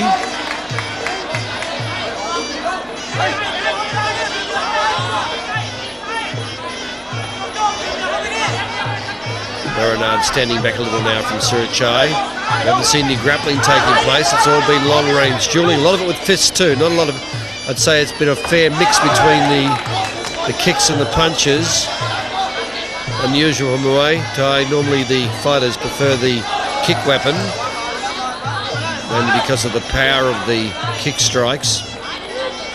T-push kick there, nicely delivered there by Naranad. Naranad then swinging into his roundhouse kick. Naranad in the red corner, Surachai in the blue. Surachai being backed off with those T-push kicks. Wild punch by Naranad. Naranad coming back again with those kicks. He's really a little bit more powerful, a little bit more accurate with his delivery. You see there that causing Surachai to lose his balance. With those kicks, they really have been quite accurate so far, and also he has the punch to mix it up to make it multi-dimensional in his attacking form. So Naranad, good round by the fighter in the red. Seemed to be a little bit classier than his opponent Surachai in the blue. But it's still early in this fight. We're now going into the 3rd round. We've got 3, 4 and 5 coming up. Still plenty of time for Surachai to get back and show his dominance and win the contest. We've got into the 3rd round. We're moving towards midway through the contest. Naranad in the red corner. Backed off now. Surachai being a little bit more aggressive, coming on to Naranad. Grappling irons go on. Naranad in the red corner, just being a little cautious at the moment. Attempted leg grab and plough by Surachai, but couldn't hold the leg to complete that action. The action of the plough is when you grab your opponent's leg and then plough him down onto the canvas. Classic Muay Thai manoeuvre. And on that occasion, the leg could not be grabbed for sufficient time. We've seen very little grappling taking place. Every time it gets into close quarters, it almost breaks immediately. Both fighters reluctant to stay in the grappling form, preferring to use their kicks at long range. Punch-kick combination by Naranad in the red corner. Naranad stands back a little now, then fires in the kick, and a second kick, scores to the body.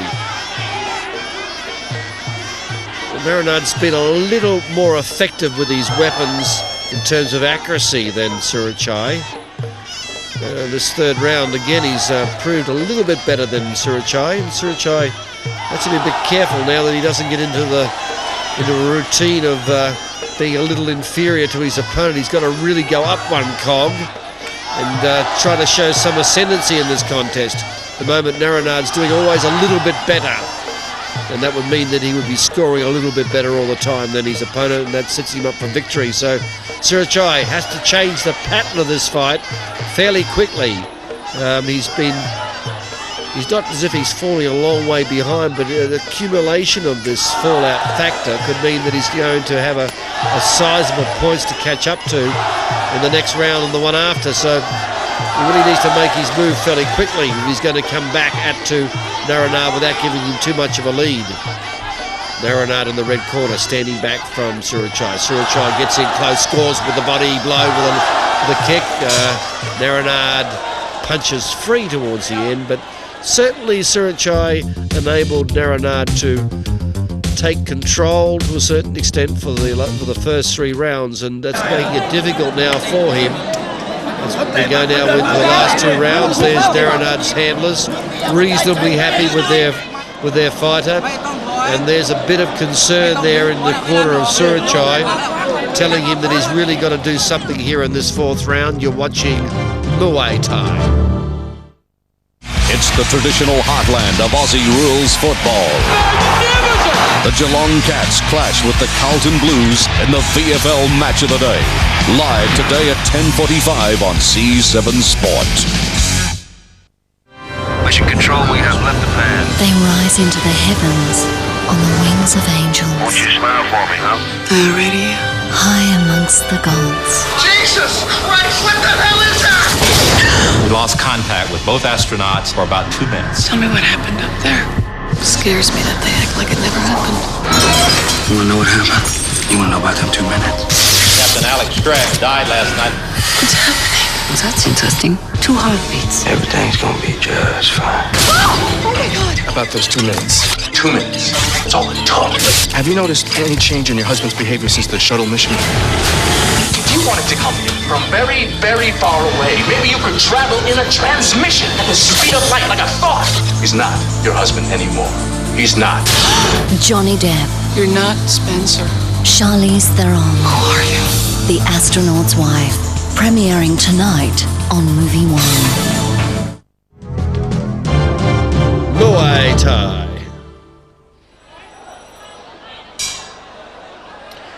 Fourth round coming up. The 4th round of Muay Thai is known as the winning round, mainly because the fighters, 80 or 90% of the time, the fighter ahead at the end of the 4th round goes on to win the contest. So this is going to be a very important round for Surachai. He's trailing on points, not by a lot, but he's been behind on every round, and this is the round that Surachai really has to show that he is the winner. As that wasn't a bad manoeuvre there by Surachai, forcing Naranad to slip down. And now Naranad comes back and shows Surachai what intensity means. So feel the build-up here in the 4th round as both fighters realise that this is the crossroads of the contest. Surachai in the blue corner. He needs to come back strong. He's got to up the ante a little here. At the same time, Naranad wants to consolidate his winning position that he's been able to accumulate into this situation after 3 solid rounds. Naranad in the red corner. Surachai in the blue. Surachai trailing behind on points, trying to make up the ground now. Surachai trying to get into grappling mode. He's got the grappling irons on. Here comes the knee strikes. No, it was effectively broken by Naranad. Naranad breaking the grapple. Now punches by Surachai. T push kick by Naranad. Naranad very good in defence here when it gets in close. Stopping Surachai from grappling. Surachai can't get his grappling irons on. Naranad defending here well. Stopping the grappling mode. Fighting the fight the way he wants to fight. That's at long range. Good tactics by Naranad in the red corner. Naranad, good teep push kick at long range. Finally Surachai gets his grappling irons on, but not for very long. Back to long range again. Naranad doing all he needs to do to stay ahead. There's the fighters, handlers in red. They're pretty satisfied the way things are going now as we go into the latter stages of the 4th round.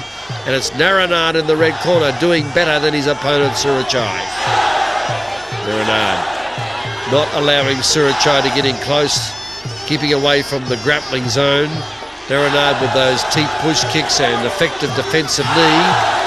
There he goes again, defensive again with that teep push kick.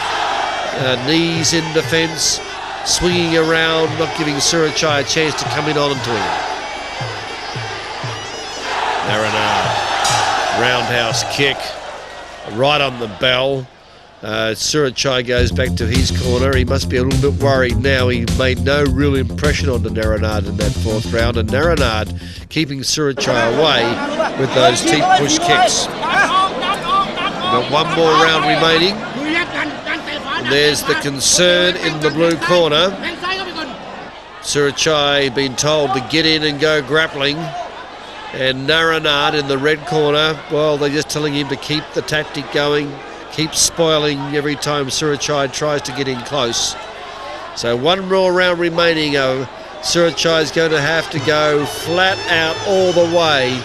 He can't afford to go cruising, slowing down. He's got to score points, and he has to score them in a hurry. Surachai in the blue corner. The uphill fight to win this contest. And Naranad out to consolidate. He's not allowing Surachai to get in close to grapple. Surachai's tried to go grappling now for the last 3 to 4 rounds, but on every occasion Naranad has been able to thwart his grappling attempts. Surachai stalking in. There's Naranad with the teep push kick. There he goes again with it, keeping Surachai away. Surachai gets in close, trying to get the grappling irons on. No way, Jose, says Naranad as he keeps forcing Surachai away from him. Won't allow Surachai to get in close. Surachai trying to break into that, through that defensive mechanism. It's been a superb defence of Naranad. He really has had that defensive knee. There it goes in again, stopping Surachai from getting in close. And Surachai is now going to make his run. The fans sense that he's going to come back. In comes Surachai with roundhouse kicks. Here he comes. He's going to try to come back. He's going to try to knock down Naranad and try to bring defeat away from him. Just as it looks like he's about to go down, Surachai is putting the pressure right on the Naranad. Naranad been defending now, but he's under pressure from Surachai. Surachai wanting to get in close. He needs to strike. He needs to strike quickly too. Time is running out for him. Naranad standing back, waiting for Surachai to come in. Roundhouse kick by Naranad. Surachai comes in, trying to go grappling. Grabs the leg, gets in close. Puts the grappling irons on. Here's his chance for knees. 1, 2.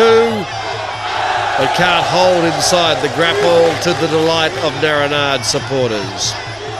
Surachai stalking around the ring. I think that he's almost conceded he can't finish this fight. He feels it as if he's done enough. Naranad supporters are saying, stay away, you're in front. Don't sacrifice your points advantage. And Surachai thinks he's done enough to win, but I don't believe so. He's paying respects there to Naranad, and that's especially to acknowledge the fact that Naranad has won the contest. Certainly Sirachai did make a comeback in that final 5th round, but I think you'll find that Naranad is the winner. Did enough in rounds 3 and 4. There he is, the winner on points, Naranad. Did it with the 3rd and 4th round and staved off the attacks of Sirachai in the 5th. You're watching Muay Thai. Test cricket. Great shot. England and Pakistan, the first test. Got him, that's well caught. Unbelievable. Pakistan have won their last 3 series in England, but lost a home series to Nasser Hussein's men in December. It's out. He's got him. England will be chasing a win before they face the Aussies, and Pakistan are bolstered by the return of their big guns. The first test, England and Pakistan, Thursday night on C7 Sport.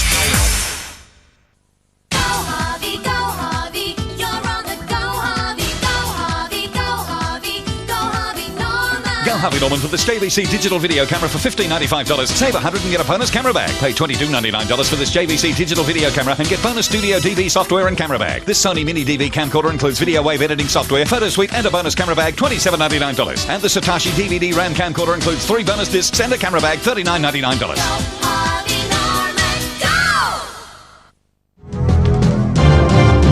Muay Thai. Fighters going into their Ramuai dance. From the wire crew into the full flight of the Ramuai dance. From the knees up into that rhythmic dance around the ring. And that's the flight of the Ramuai. Every fighter in Muay Thai from a young age, from their teenagers when they go into the camps, are taught to dance the Ramuai. And here is their own individual expression of this ritual of Muay Thai that dates back well over 1,000 years. And in the red corner, it's Raj Pachar, Thai Oranguruang, 18 years of age, 5 feet 5.5 inches tall, weighing 122 pounds, 26 professional fights, 11 losses and 7 draws. Raj Pachar in the red corner.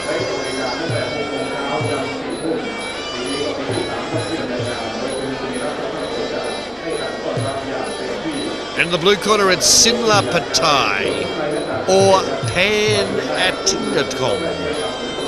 21 years of age, 5 feet 5 inches tall, 121 pounds weighing in. 30 professional fights, 8 losses and 13 draws. That's Sinla Patai in the blue corner. Sinla Patai, 5 feet 5. Raj Pachar, 5 feet 5.5 inches tall. That means that Raj Pachar is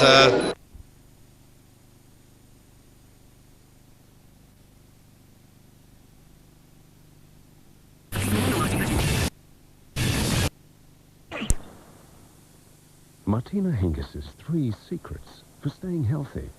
First, sport. Second, nutrition. And finally, showering with Sanex. Sanex helps keep skin healthy.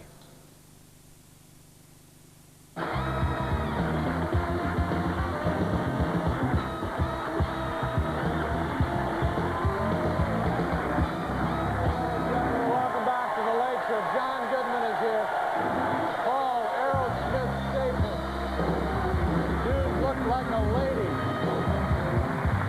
3 doors down, John Goodman. Did you see the halftime show? I loved the halftime show, yes. What, did you like Nelly? I loved Nelly. Yeah. Brittany, Yeah. forget about it. Okay. Mary J, come on. All right, thank you. Steven Tyler, with this stuff, come on. Get out of here. And the Backstreet Boys and In Sync, and we're in the halftime show. Backstreet Boys did the national anthem. Ray Yeah, Charles that's at right. the beginning, America the Beautiful, come on. It was great. Okay. And do you have a lot of In Sync music? I listen to In Sync all the time. Well, I have a 7-year-old daughter. Come on. Oh, You know, well. so I'm listening to In Sync all the time. I am in sunk. Baby. I'll tell you that right now. Attaboy. Ladies and gentlemen, it's time once again for Campaign 2000. What the hell?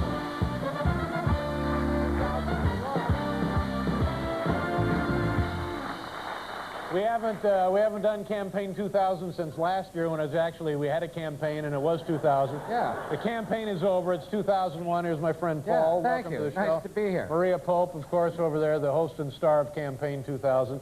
Here, look what I have. I have pictures. This is Stephanie skiing. Look at that. Oh, great. Yeah, let me, you kids talk to yourself. Mount Loon. This is Loon Mountain. Loon Mountain, yeah. It is right there. Let's see. She's out there having a big time. Look at that. Look, ooh, that's nice. She's doing the herringbone. Now, what was that? And here looks like she's shaking down tourists. Give me your wallet. Looks beautiful up there. Look at that. Yeah. That's what she was doing Super Sunday. Clear and crisp. Yeah. Beautiful. Yeah, and the elevation is 3,000 feet or something. Uh-huh. Yeah. Above sea level. Yeah, well, yeah. Well, I know you have nothing for Campaign 2000. I had the picture. There is no more campaign. All right, Maria, do you have something for Campaign 2000? I do. I have a special guest here tonight. It's the first survivor voted off the Australian outback. The big survivor started last night. The big survivor. No wonder we're doing Campaign 2000. For Sunday survivor. Now I understand. Well, bring her out. Where is she? Bring her, by all means, let her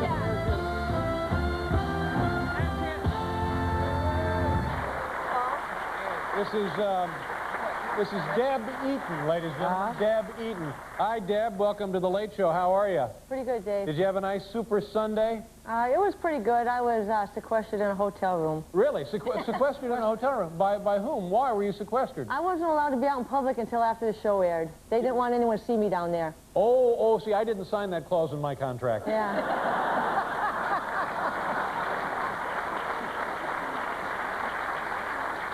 Now, let's kind of do a little background here. This is Survivor 2, and Survivor 1 was done in Key West or someplace. I don't know where it was.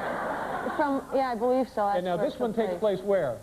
This one, the one I was on? Yeah. Australian Outback? The Australian Outback. That's right. Now the Australian Outback, I know a little bit about it. It's full of deadly snakes. Right. Deadly poisonous snakes. Yes. And deadly poisonous spiders. Yes. Spiders. And deadly poisonous birds. Stinging trees. Yeah. And deadly poisonous koala bears. Yeah. Now you were the first one tossed off the continent of Australia. They voted her off the continent. Man, that's bad. Yeah. Now why were you voted off in your estimation? What is your strategy on this? Why did they let you go so early? Why was I tossed off the island? Yeah. I was tossed off because I didn't fit into the MTV Beach House mentality that was going on. Ah, yeah. Yeah. There's a lot. Did you like the other survivors? How many other people are on the continent of Australia now? I don't know what the population of Australia is. I'm sorry. How many other of your survivor people were on the continent of Australia, in the outback? There were 16 of us. 16. And were there right away, did you know some people that you liked, some people you didn't like? Was there friction from the beginning? Absolutely. Yeah, like personally, what was the friction that you were involved in? What was the friction that you felt that you could sense? The first friction? Yeah. That first night in a tent listening to Kimmy. What's her name, Kim? Kimmy. She does not like to be known as Kim. She's Okay. Kimmy. Okay, Kimmy.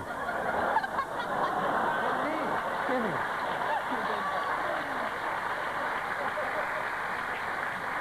I'd really rather be known as Davy. Yes.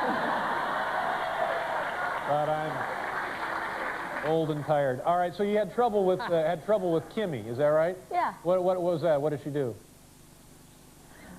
X-rated intrusive conversations, and I don't know if you want me to get specific. I prefer not to. Well, no. If you would prefer not to, I prefer you don't. But it just you felt it was untoward. It was out of place. Yeah. And this was on part of the show last night. Yeah. Actually, that's it was. what I don't understand. What's happening to the world? And CBS. One time it was the Tiffany Network, and now they're having like at 10 o'clock the X-rated intrusive conversation.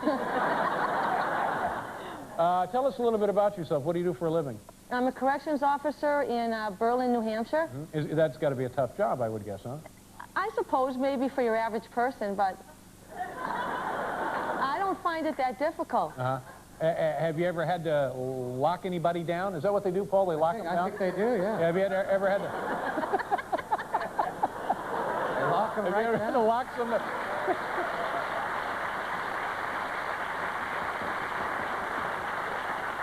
Now, do the inmates there, do they get to watch TV? They have color television See, and what is cable. why do the inmates get to watch TV? And do they know you were on the Survivor continent? Yes, they do. Yeah, and do you expect any kind of difficulty when you go back to your job and have to talk to the inmates? A little bit, but fortunately I rolled my snowmobile and broke my collarbone, so I've been out of work. Oh, really? Really? Yeah. It wasn't, you weren't up at Loon Mountain, were you? No. You busted your collarbone? Did you think you were going to win the Survivor thing? I wouldn't have gone if I didn't think I was going to win. Yeah, and are you upset? Are you angry? Are you mad at anybody? I'm not mad at anybody. If I'm mad at anybody, I'm mad at myself. And what would you do differently? I would have adapted a lot faster to the circumstances, and I didn't, and I lost. Right, and it is a game. Everybody's playing a game. And tell us, who do you think? You know who won, right? It's all done. No, I don't know who won, and I can predict who's going to win. It's going to be me, but, well, that was my prediction. Yeah.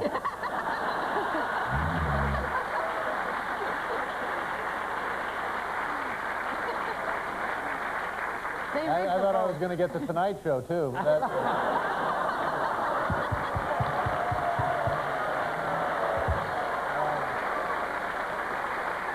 Well, who do you think will win now? I'm sorry, what was that? Who do you think will win now? Is that fat guy's not still with him? That slim, handsome guy is no longer out there, no. So who might win, then? Just give us the name you think might win here. Yeah, I have that name, and I'll do the David Copperfield thing. I'll write it down and lock it in a box, and after the final show, you can see if I was right. Oh, okay, so you can't, but contractually you can't reveal it, but you're not scared of these people. I don't know who won. I truly don't. I could make a guess, but I'm not going to use All right, how about a guess? Just a guess. No, I think I'm a pretty educated person. I'd probably be right, and then I'd get in trouble. Well, let me help you out here. Was it Kimmy? Kimmy was with it. All right. Well, you're a lovely young woman, and I'd love to go on talking with you, but now it's time to play our game. Nice meeting you, Deb. Good luck to you. Thanks for being here, Deb. Thank you.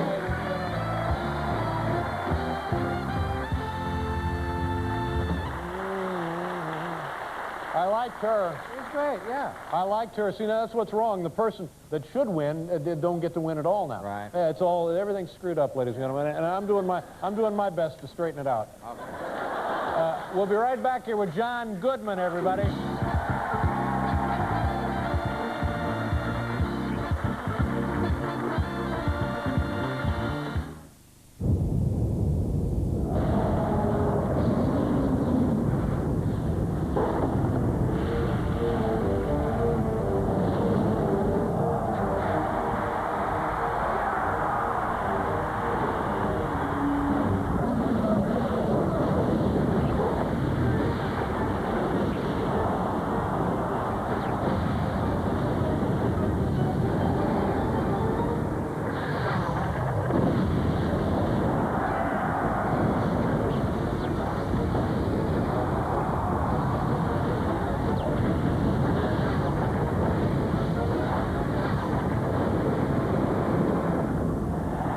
Take on the elements in the most powerful Land Cruiser ever.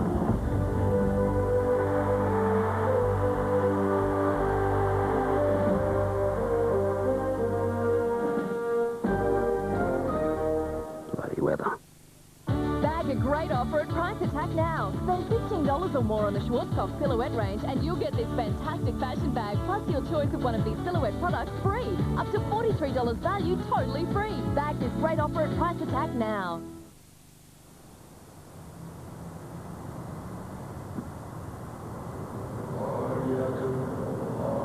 Can you hear that? Hear what? That.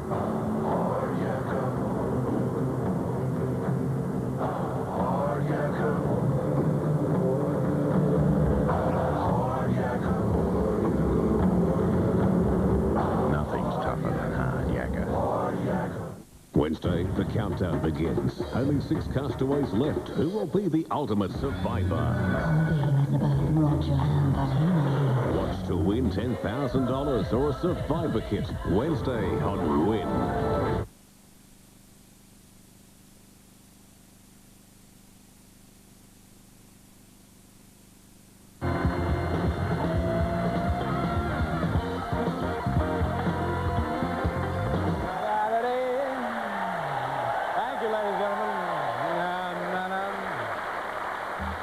Survivor is a big show here on CBS, and it'll be next week. It'll be big too. And then it runs through Labor Day, and then we announce the winner, the Survivor winner. Survivor winner. Right.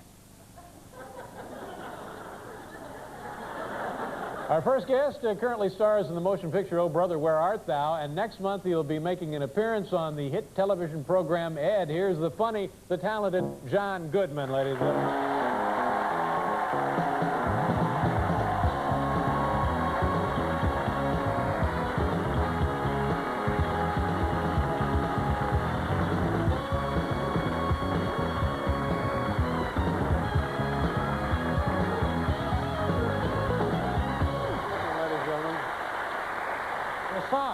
Paul, how are you, John? You look like one of the X-Men. Thank you so much. You too. You don't have, like, cyclonic powers or anything. Whatever I got, okay? And in spades.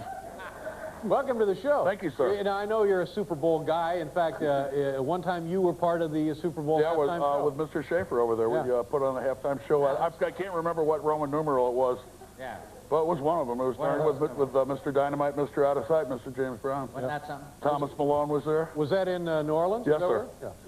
And you're from New Orleans? I live there, nearby, the environs. When is Mardi Gras? Mardi Gras is coming up. It's February 27th, the Outdoor Urination Festival.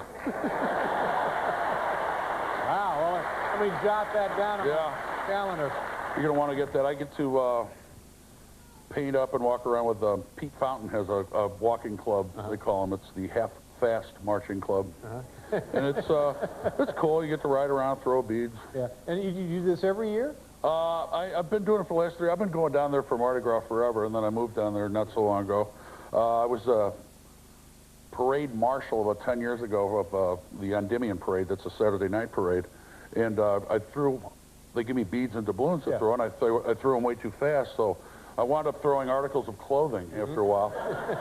And they came with a quick court order to stop that. Let's knock that off. But never having been to Mardi Gras, but I certainly kind of get a sense of it from, you know, the television coverage. And after you go to Mardi Gras once, what is the appeal that keeps calling you back year after year?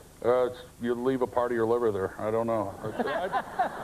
There's just something about it. First time I ever went down was with like 50 fraternity guys. And, it was scary because you get into these crowds and you have no will of your own. Well, I kind of like that. Yeah. Did you have a Super Bowl party yesterday? Oh, Dave, I was at my boarding house, you know, theatrical boarding house. You live in a theatrical boarding house? Yeah. Wow. Yeah, you gotta reach fast. But, yeah, my accountant, Abe, came over. Your accountant came over? Yeah. I'm starting to talk like that guy from Andy Griffith. Yeah. Floyd the barber. Ooh, yeah. Oh, yes, yeah, he bought a sack of cookies over, and he took off at halftime. I had a pig in a blanket. And that was it? Yeah. Is Survivor on again tonight? I don't know. It's on every night, isn't it? I don't think it's on every night. I wish it was. Well, for Pete's sake. Yeah. Did you see the survivor, or the woman who didn't survive? I met her. She's very nice. She seemed like a nice woman. Yeah. I'm sorry she doesn't get a second chance? No, nothing. She's gone. But the same thing happened last time. On the last show, they had a guy who knew how to build huts and stuff. Yeah. And he was the first one they tossed off the earth. Why the guy that knows how to build huts, why do you get rid of him? They wanted the naked guy to win. Yeah. We got a lot more to talk about. I want to talk a little bit about your talk about your movie and also your television show. Yeah. Find out about that. We'll be right back here with John Goodman, ladies and gentlemen.